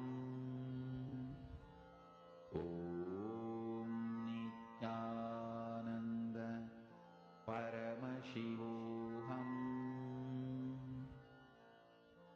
Om Nithyananda Paramashivoham. Om Nithyananda Paramashivoham. Mahamahavagya, spiritual lullaby for samadhi, and Suprabhatam, wake up call, wake up song for Paramashiva. This Mahamahavagya is spiritual lullaby for you to fall into samadhi. Suprabhatam, wake up song for Paramashiva to wake up in you. Just remember this one powerful cognition. This Mahamahavagya puts me in samadhi. This is spiritual lullaby for samadhi, and Suprabhatam, wake up song for Paramashiva in me, for Paramashiva to manifest.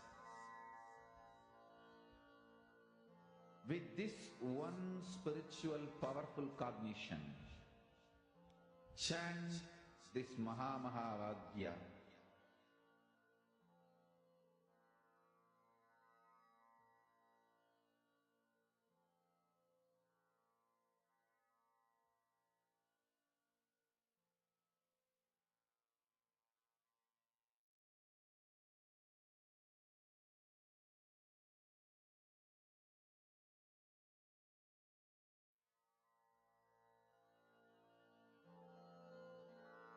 Mahamahavagya, spiritual lullaby for samadhi, and Suprabhatam, wake up call, wake up song for Paramashiva, for Paramashiva to manifest. With this one spiritual powerful cognition, chant this Mahamahavagya. Om Nithyananda Paramashivoham. Om Nithyananda Paramashivoham. Om Nithyananda Paramashivoham. Om Nithyananda Paramashivoham. Om Nithyananda Paramashivoham.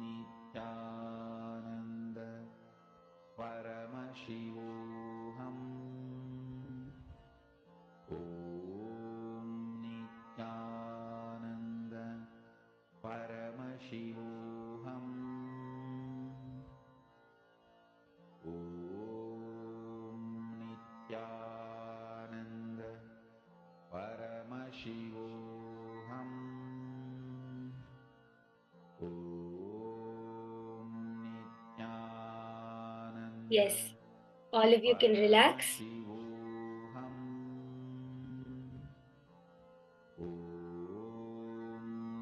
All of you can relax, and I request all of the participants, whoever has manifested successfully, please go ahead and post your results in the chat section. Please go ahead and post your results. The next session, which we're going to be moving on to, is Lingodbhava. So let us now all understand who is Lingodbhava.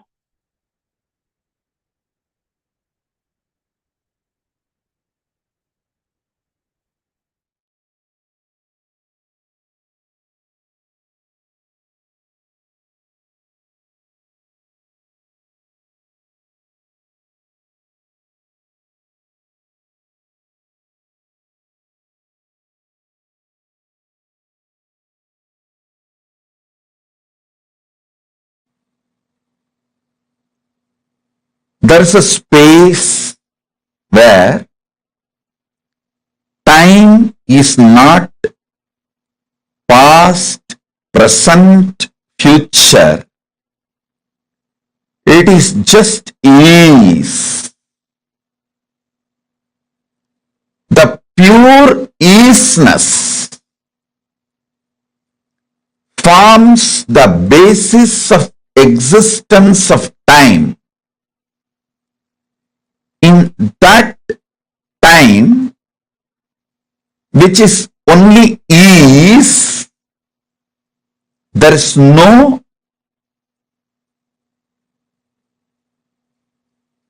past, present, future.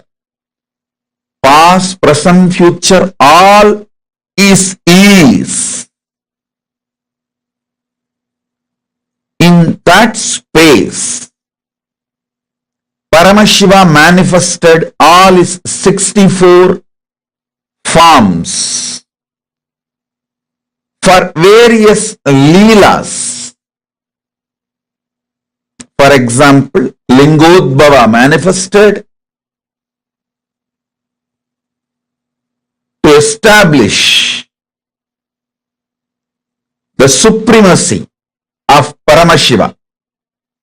Paratva of Paramashiva, Shiva Paratva, is established by Lingodbhava by showing Brahma and Vishnu their space and their manifestations.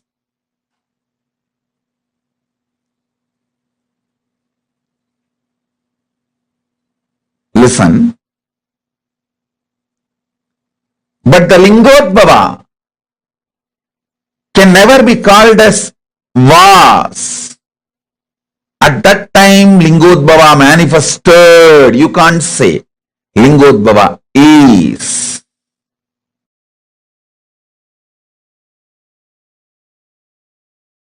Paramashiva, I am here intensely, powerfully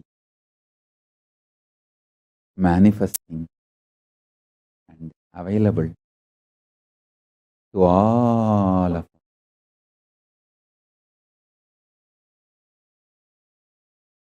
Eternally radiating my own bliss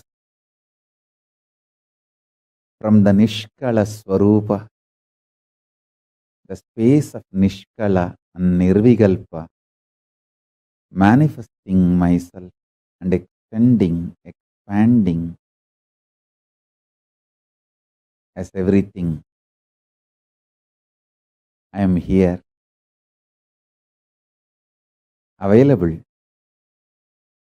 to everyone.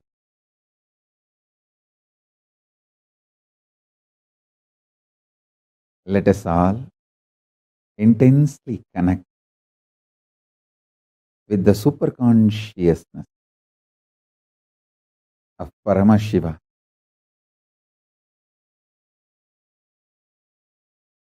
Settle down, start listening intensely. I will open my very core, my very being to all of you through these powerful cognitions, understandings. Decide to come to these powerful conclusions along with me. Mahashivaratri is manifestation of me from my Nirvikalpa Nishkala Swarupa into this everything that exists. From my Nishkala Swarupa, I manifested as everything that exists. This Shivaratri is celebrated. This Shivaratri is observed, celebrated to celebrate my manifestation from Nishkala Swarupa and everything exists. From my pure formlessness, unclutched Nishkala Swarupa space, I manifested and continue to manifest everything that exists.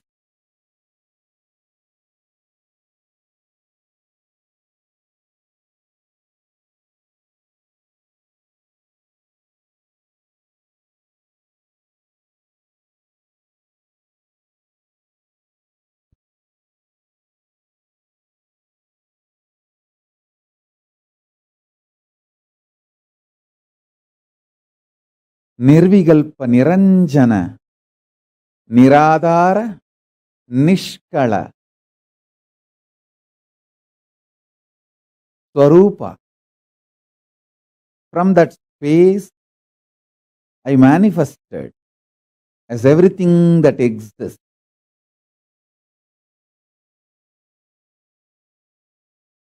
This manifestation is the Lingodbhava in Arunachala.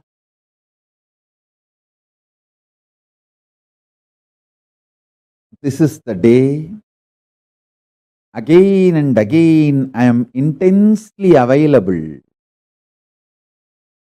for every one of you to experience the state of Paramashiva, pure, unclutched state. The space of Paramashiva, where powerful completion exists, where Parameshwara manifests as everything. And all the auspiciousness.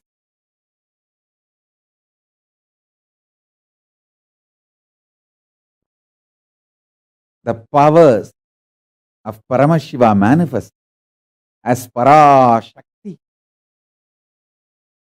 my own extension.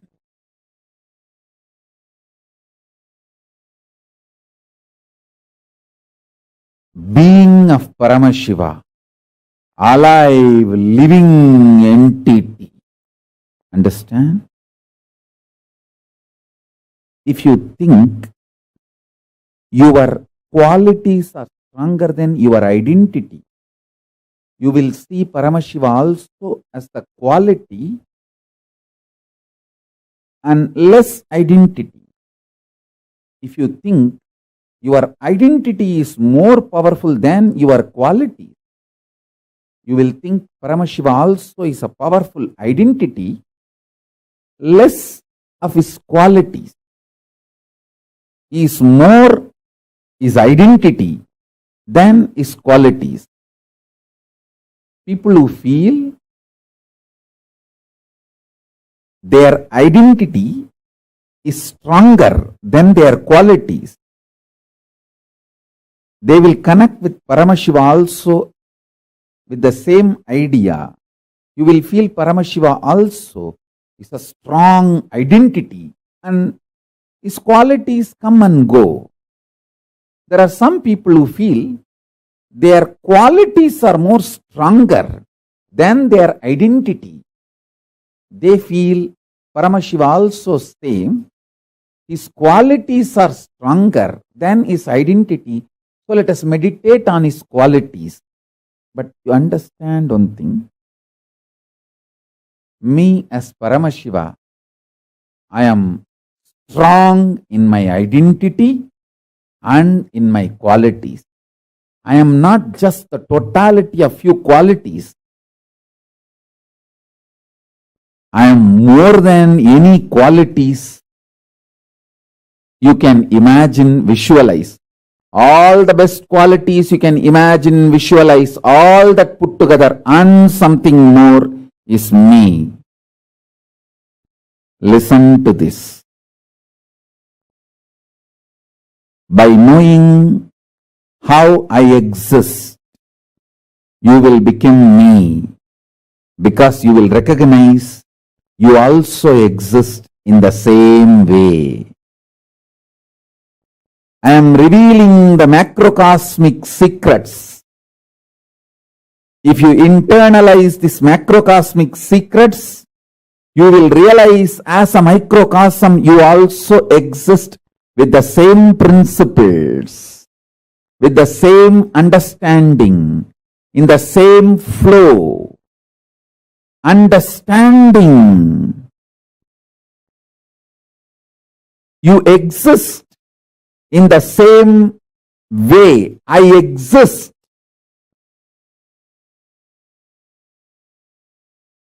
You will be liberated. You will be liberated.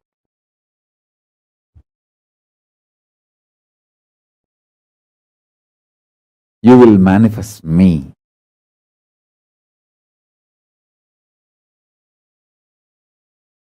Paramashiva is all the best qualities you can imagine, all the best qualities put together, plus something more. So the identity is also strong. That is why I am saying I am form, formlessness, and more. I have an identity, I have being, I have all the Ananta Kalyana gunas, all the qualities, and more. By meditating on any of my qualities or my identity, you will manifest me. You can connect with anything.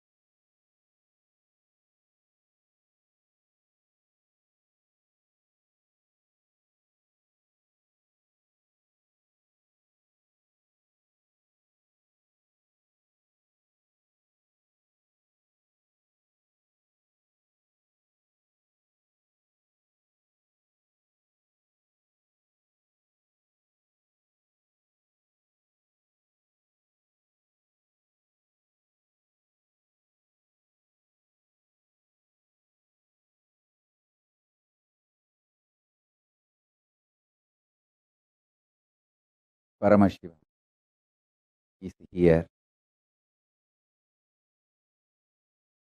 manifesting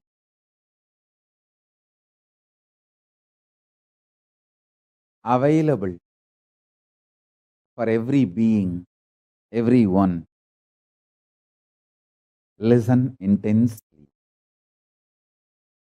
By internalizing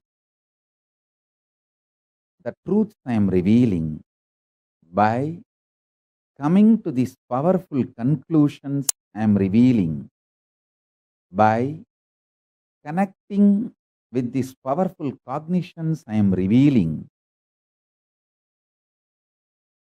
you will realize your Paramashivatva. This great macrocosmic secrets I am revealing, by internalizing them, you will realize your microcosm also functions in the same quality and principle.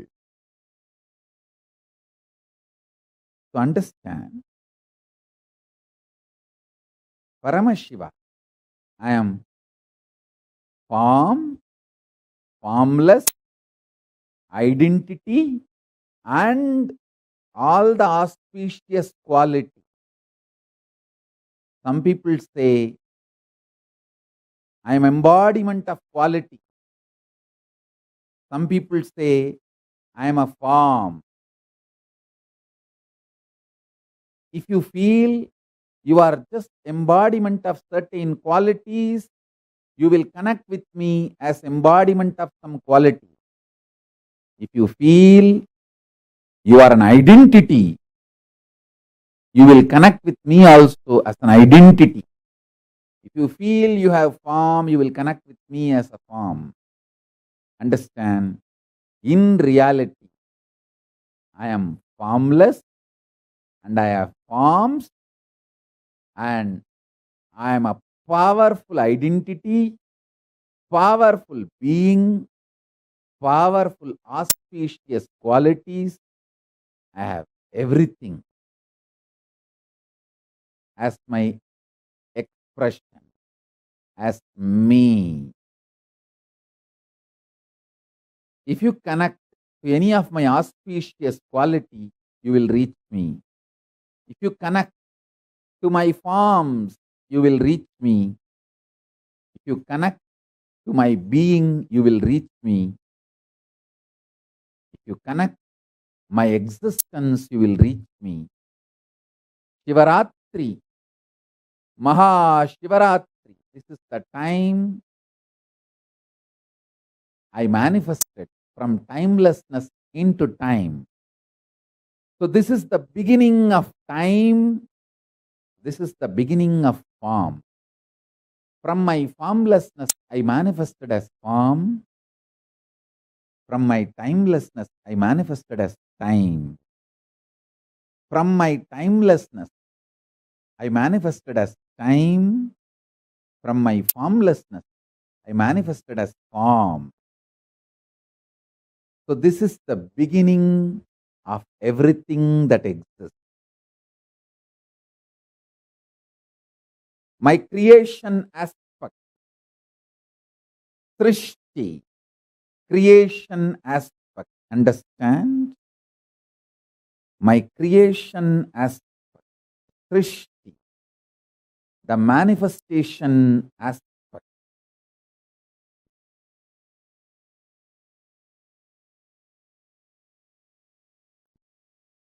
My maintenance dimension, Sthiti, sustenance dimension of this whole universe, and my rejuvenation dimension, destruction or rejuvenation dimension.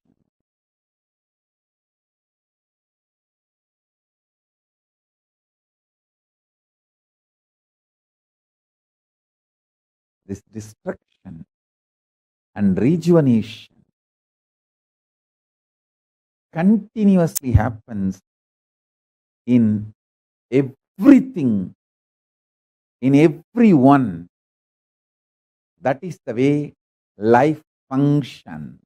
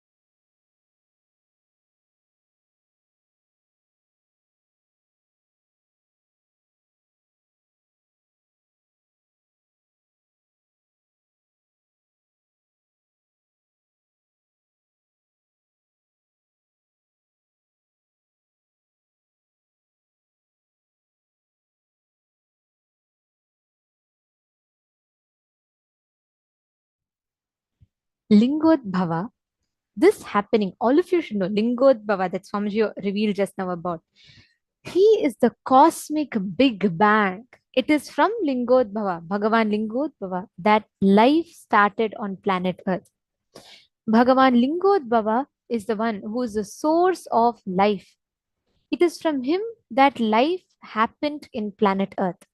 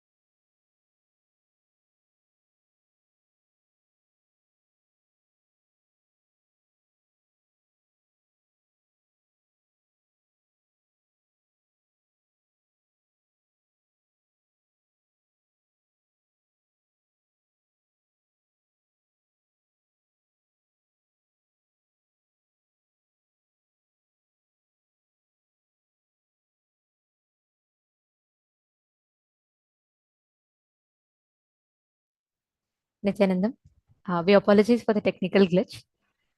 So now coming back to what Swamiji revealed to all of us just now.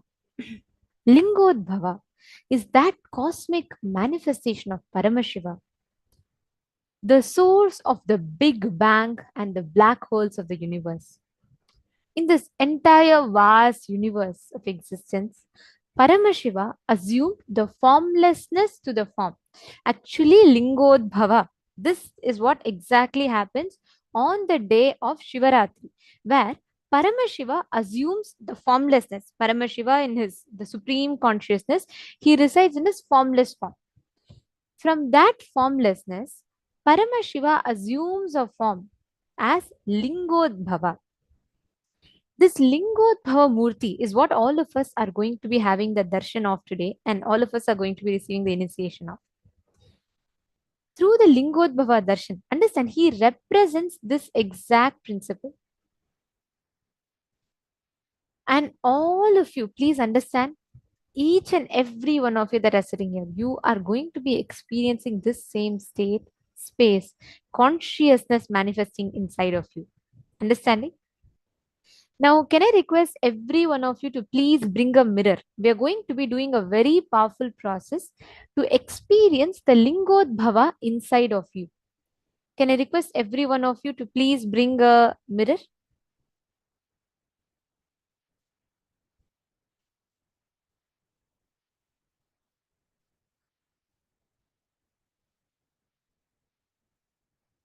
Can I request, once you all bring a mirror, please put yes in the chat so that we know you're ready for the process.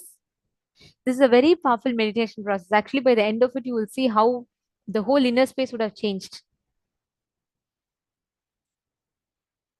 Amit Popatkaraya, Nithyanandam. Okay. I can request all of you to come on camera, yeah, so that all of us can do this process.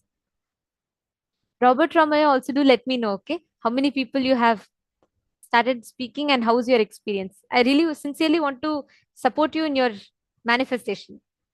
Okay. Thank you, Aya. Nithyananda Mamit Potkaraya. Could you come on camera? For this particular process, can I please request everyone to settle down for the camera with the mirror, in front of the camera with the mirror? You're going, listen very carefully. All of us ultimately are supreme manifestations of Paramashiva. Whether you like it or not, whether you accept it or not, whether you believe it or not, you are Paramashiva. We are Paramashiva. The point here is not that you have to start believing it. No. You let the experience happen. You focus on doing the action. Swamiji will give you the result, which means you just focus on the experience, experiencing the state of Paramashiva. He will give you the, you just go on saying, okay, Swamiji told I'm Paramashiva, that's all. Don't worry about, are you able to believe it? Are you able to cognize it? No, we can never believe because our belief is too weak for Paramashiva. Only Guru can give that as an experience out of his compassion. So can I request every one of you to bring a mirror for this process? We're going to be doing a meditation called the KAILASA Jyoti meditation, where we will do the whole process of looking into the mirror and awakening our, like experiencing the manifestation as Lingodbhava Murti. That's something. See, literally, you will actually experience it inside of you right now itself. As you do this samyama, you're going to see how it is going to, like, you're going to be starting to manifest the power of clairvoyance. You're going to sit in front of the mirror, gaze at your own reflection. After one cycle, the reflection will lose its separate dimensions and parts. It will become almost like just a lump of light without having clear hands, legs, head. It will be like you won't be able to see a clear form. It will be just like a lump of light. Please understand, when you gaze at that light intensely, the independent, definite shape or form of you will just melt down. You will feel like you are a light ball, like an egg ball. It will usually be like egg, like a light in the shape of egg. That is what is called as Swayam Prakasha Jyoti, the effulgent, super physical light. And that is what in Sanskrit we call as Linga. Understand, when you gaze at your own image, all your attributes you attributed on your form will just melt down. You'll just see a light ball. And if you're able to see that light ball, you are Lingodbhava. We're going to be doing that samyama right now. We're going to be guiding you step by step. Please have a mirror. You're going to stand in front of the mirror, fix your eyes on your reflection.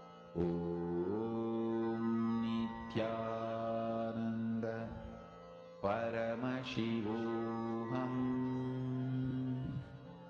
Om Nithyananda Paramashivoham. Om Nithyananda Paramashivoham. Om Nithyananda Paramashivoham. Om Nithyananda Paramashivoham. Om Nithyananda Paramashivoham. Om Nithyananda Paramashivoham.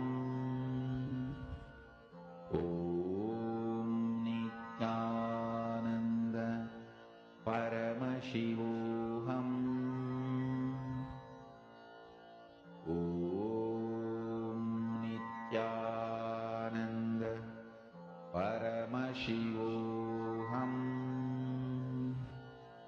Om Nithyananda Paramashivoham.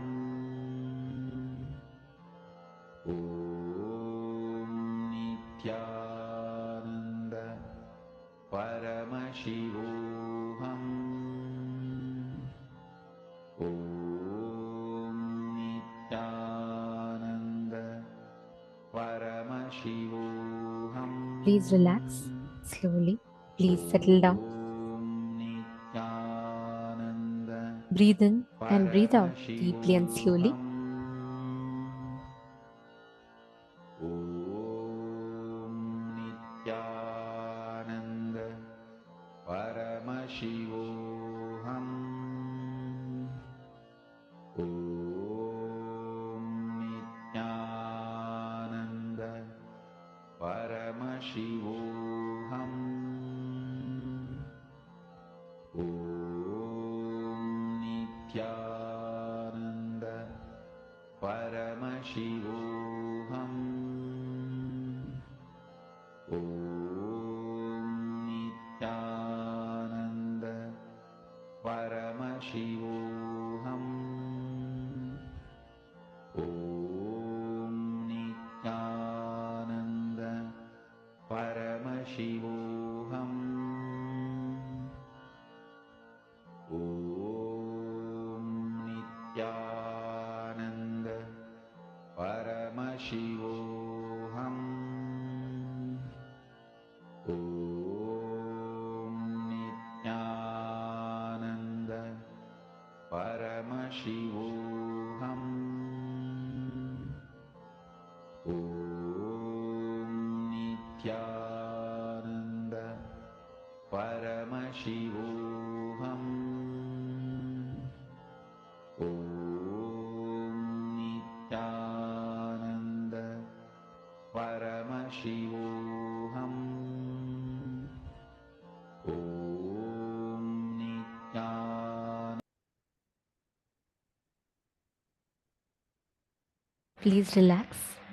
Understand that light, the ball of light that you see inside of you, that is precisely what is Lingodbhava, the Linga Udbhava. That is the manifestation of Paramashiva, where he manifests as the Lingodbhava inside of you. Catching it?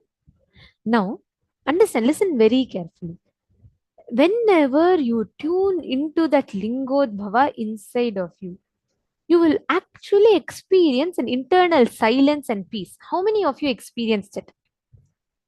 We did this whole process for 21 minutes. How many of you experienced that internal peace and silence in the last 21 minutes? Can I request all of you to post in chat? Ashish Rana, Aya, Nithyanandam. Can I request all the viewers that are watching us on YouTube also to post in the chat?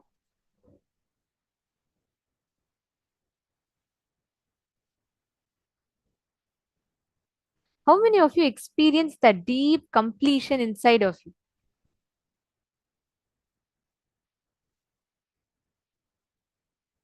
How many of you experience that deep silence inside of you? That peace is Lingodbhava. Ma Istak. Okay. Ma Istak, I read your message.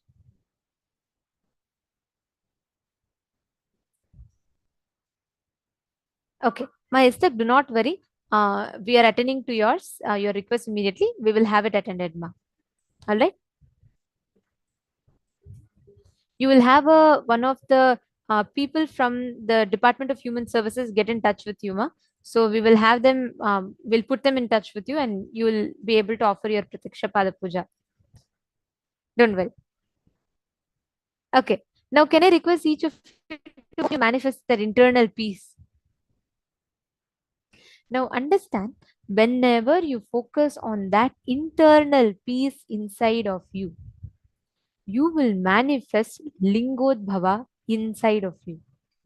And you will not just be able to see your thoughts, you will be able to see others' thoughts around you also.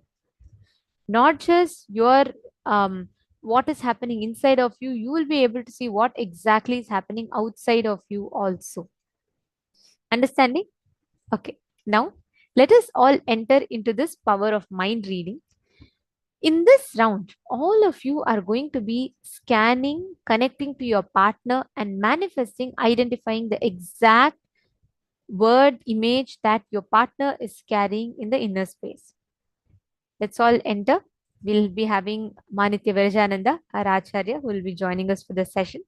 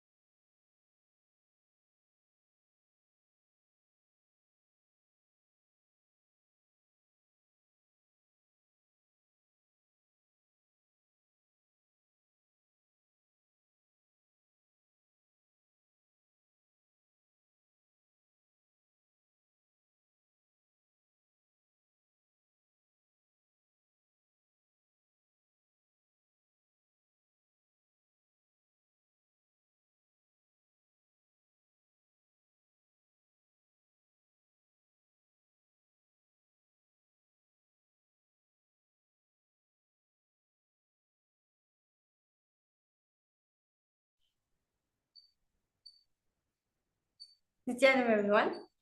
Yes. So all of you just did an amazing Samyama where Swamiji led us into how to become Lingodbhava, where you experience you are the source of everything. See, when you're in oneness with Paramashiva, you know you are the source for everything. See, according to what we only know whatever we know to us. For example, we only limit ourselves to the people who we relate with, or like for example, with the close family members, or to your friends, to your colleagues, or to the people in your job. Only this set of people you are relating yourself with. But when you're in a space of oneness with Paramashiva, when you know you are Paramashiva, you become the source for every single being. As Ma Nithyananda said that, it is from the space, it is from this Murti, the Lingodbhava Murti, only the Big Bang and the black hole happened. So, when you connect to Paramashiva, when you know for a fact you are Paramashiva, naturally you will know what you are thinking. Not just that, you'll also know what that person is thinking, because you are the source of everything, which is Paramashiva. The Paramashiva in you is the same Paramashiva who's ruling, who's there in the cosmos, and is the same Paramashiva who's there inside of your partner's being. The three Paramashivas are one and the same. So naturally, when you connect with Paramashiva, you will naturally know what the other person is thinking. So is everyone understanding this? Okay. So with this powerful cognition, let us get into the power of mind reading. So now I request all of you to pair up with a partner. Pair up with a new partner. Like if you manifested the same partner in the previous round, I request all of you to pair up with a new partner. I request all the participants to pair up with a completely new person. Do not pair up with the person who you know already, like whether they're your friends or family members. It can be anyone. Please pair up with the person whom you're completely you have no idea about them. You just met them in the program. Like basically, you have no relationship with them. Yes. So now, all the participants who are ready, now I request you to sit with your head, neck, and spine in a straight line. Remember Swamiji in your third eye. Constantly remind yourself you are Paramashiva. You are Lingodbhava. You are the source of everything. Meanwhile, the other person who's a partner, so one of you can be Nitya or Ananda. So now I request all the Nityas to sit straight, visualize Swamiji in your third eye. And now I request all the Anandas to have a piece of paper. Have a piece of paper in front of you and write down a word. It can be anything like a lemon, rose, car, chair, anything. Anything which you like, you can write. Just write it down boldly in the single paper. Make sure the sheet is completely clean and empty. Nothing else is written on it. It's a new paper. And write a word in bold letters, clearly, for the Nityas to see.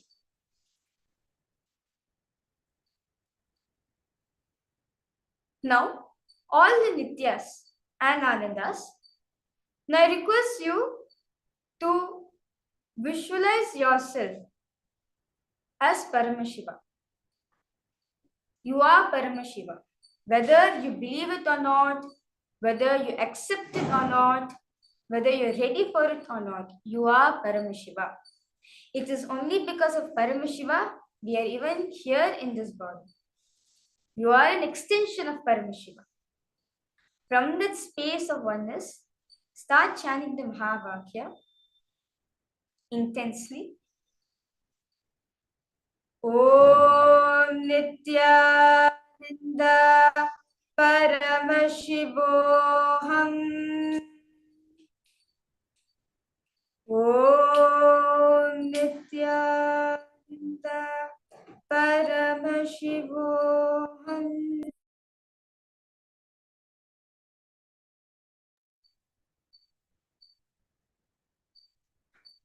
Om Nithyananda Paramashivoham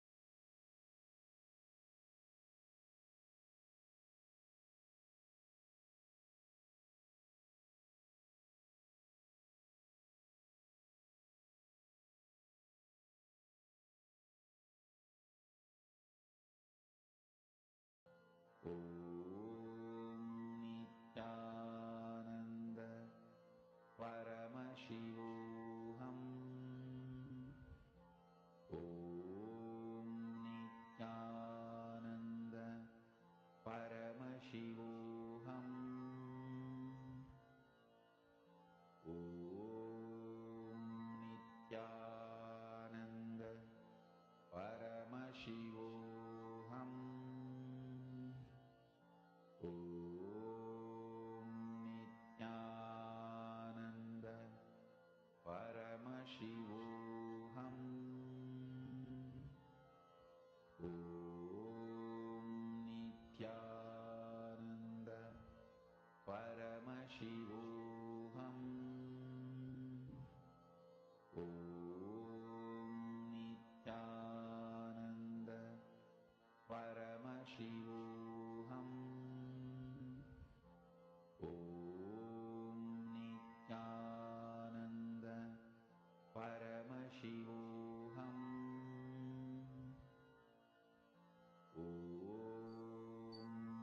Nithyananda Paramashivoham Om Nithyananda Paramashivoham Om Nithyananda Paramashivoham Om Nithyananda Paramashivoham Om Nithyananda Paramashivoham Om Nithyananda Paramashivoham Om Nithyananda Paramashivoham Now, yes. So, have you all connected? See, focus on the space of Paramashiva which you are holding. Do not think that, oh, first of all, I can't even read my own mind. Why I should read other people's mind? How can I read other people's mind? Don't have that impossibility. Some of you might even be thinking, he's asking us to manifest power of mind reading. I myself can't control my mind. I can't read my own mind. Why I should read other people's mind? No. When you become Paramashiva, when you establish the space of Paramashiva and drop your mind, you will naturally manifest this power of mind reading. You will not only be able to read your own thoughts, you will be able to observe other people's thoughts also, what they are carrying inside their own mind. Just focus on the light ball. The samyama when you guys were doing, just focus on the light ball which you saw. Visualize the white ball, the light ball in your third eye. That form is Lingodbhava. Just pure light. Visualize you merging yourself into that ball.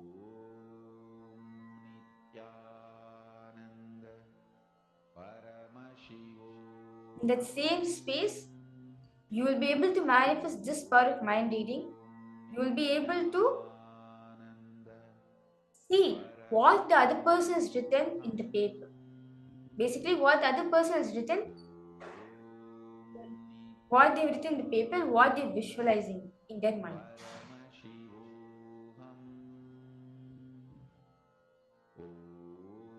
So now I request the Anandas to manifest this power and let Nityas write down a word or anything you want in a piece of paper. Make sure the paper is clean. It's completely new paper.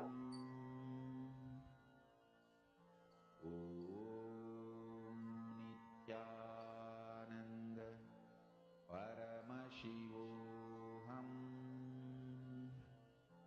Om Nithyananda Paramashivoham Om Nithyananda Paramashivoham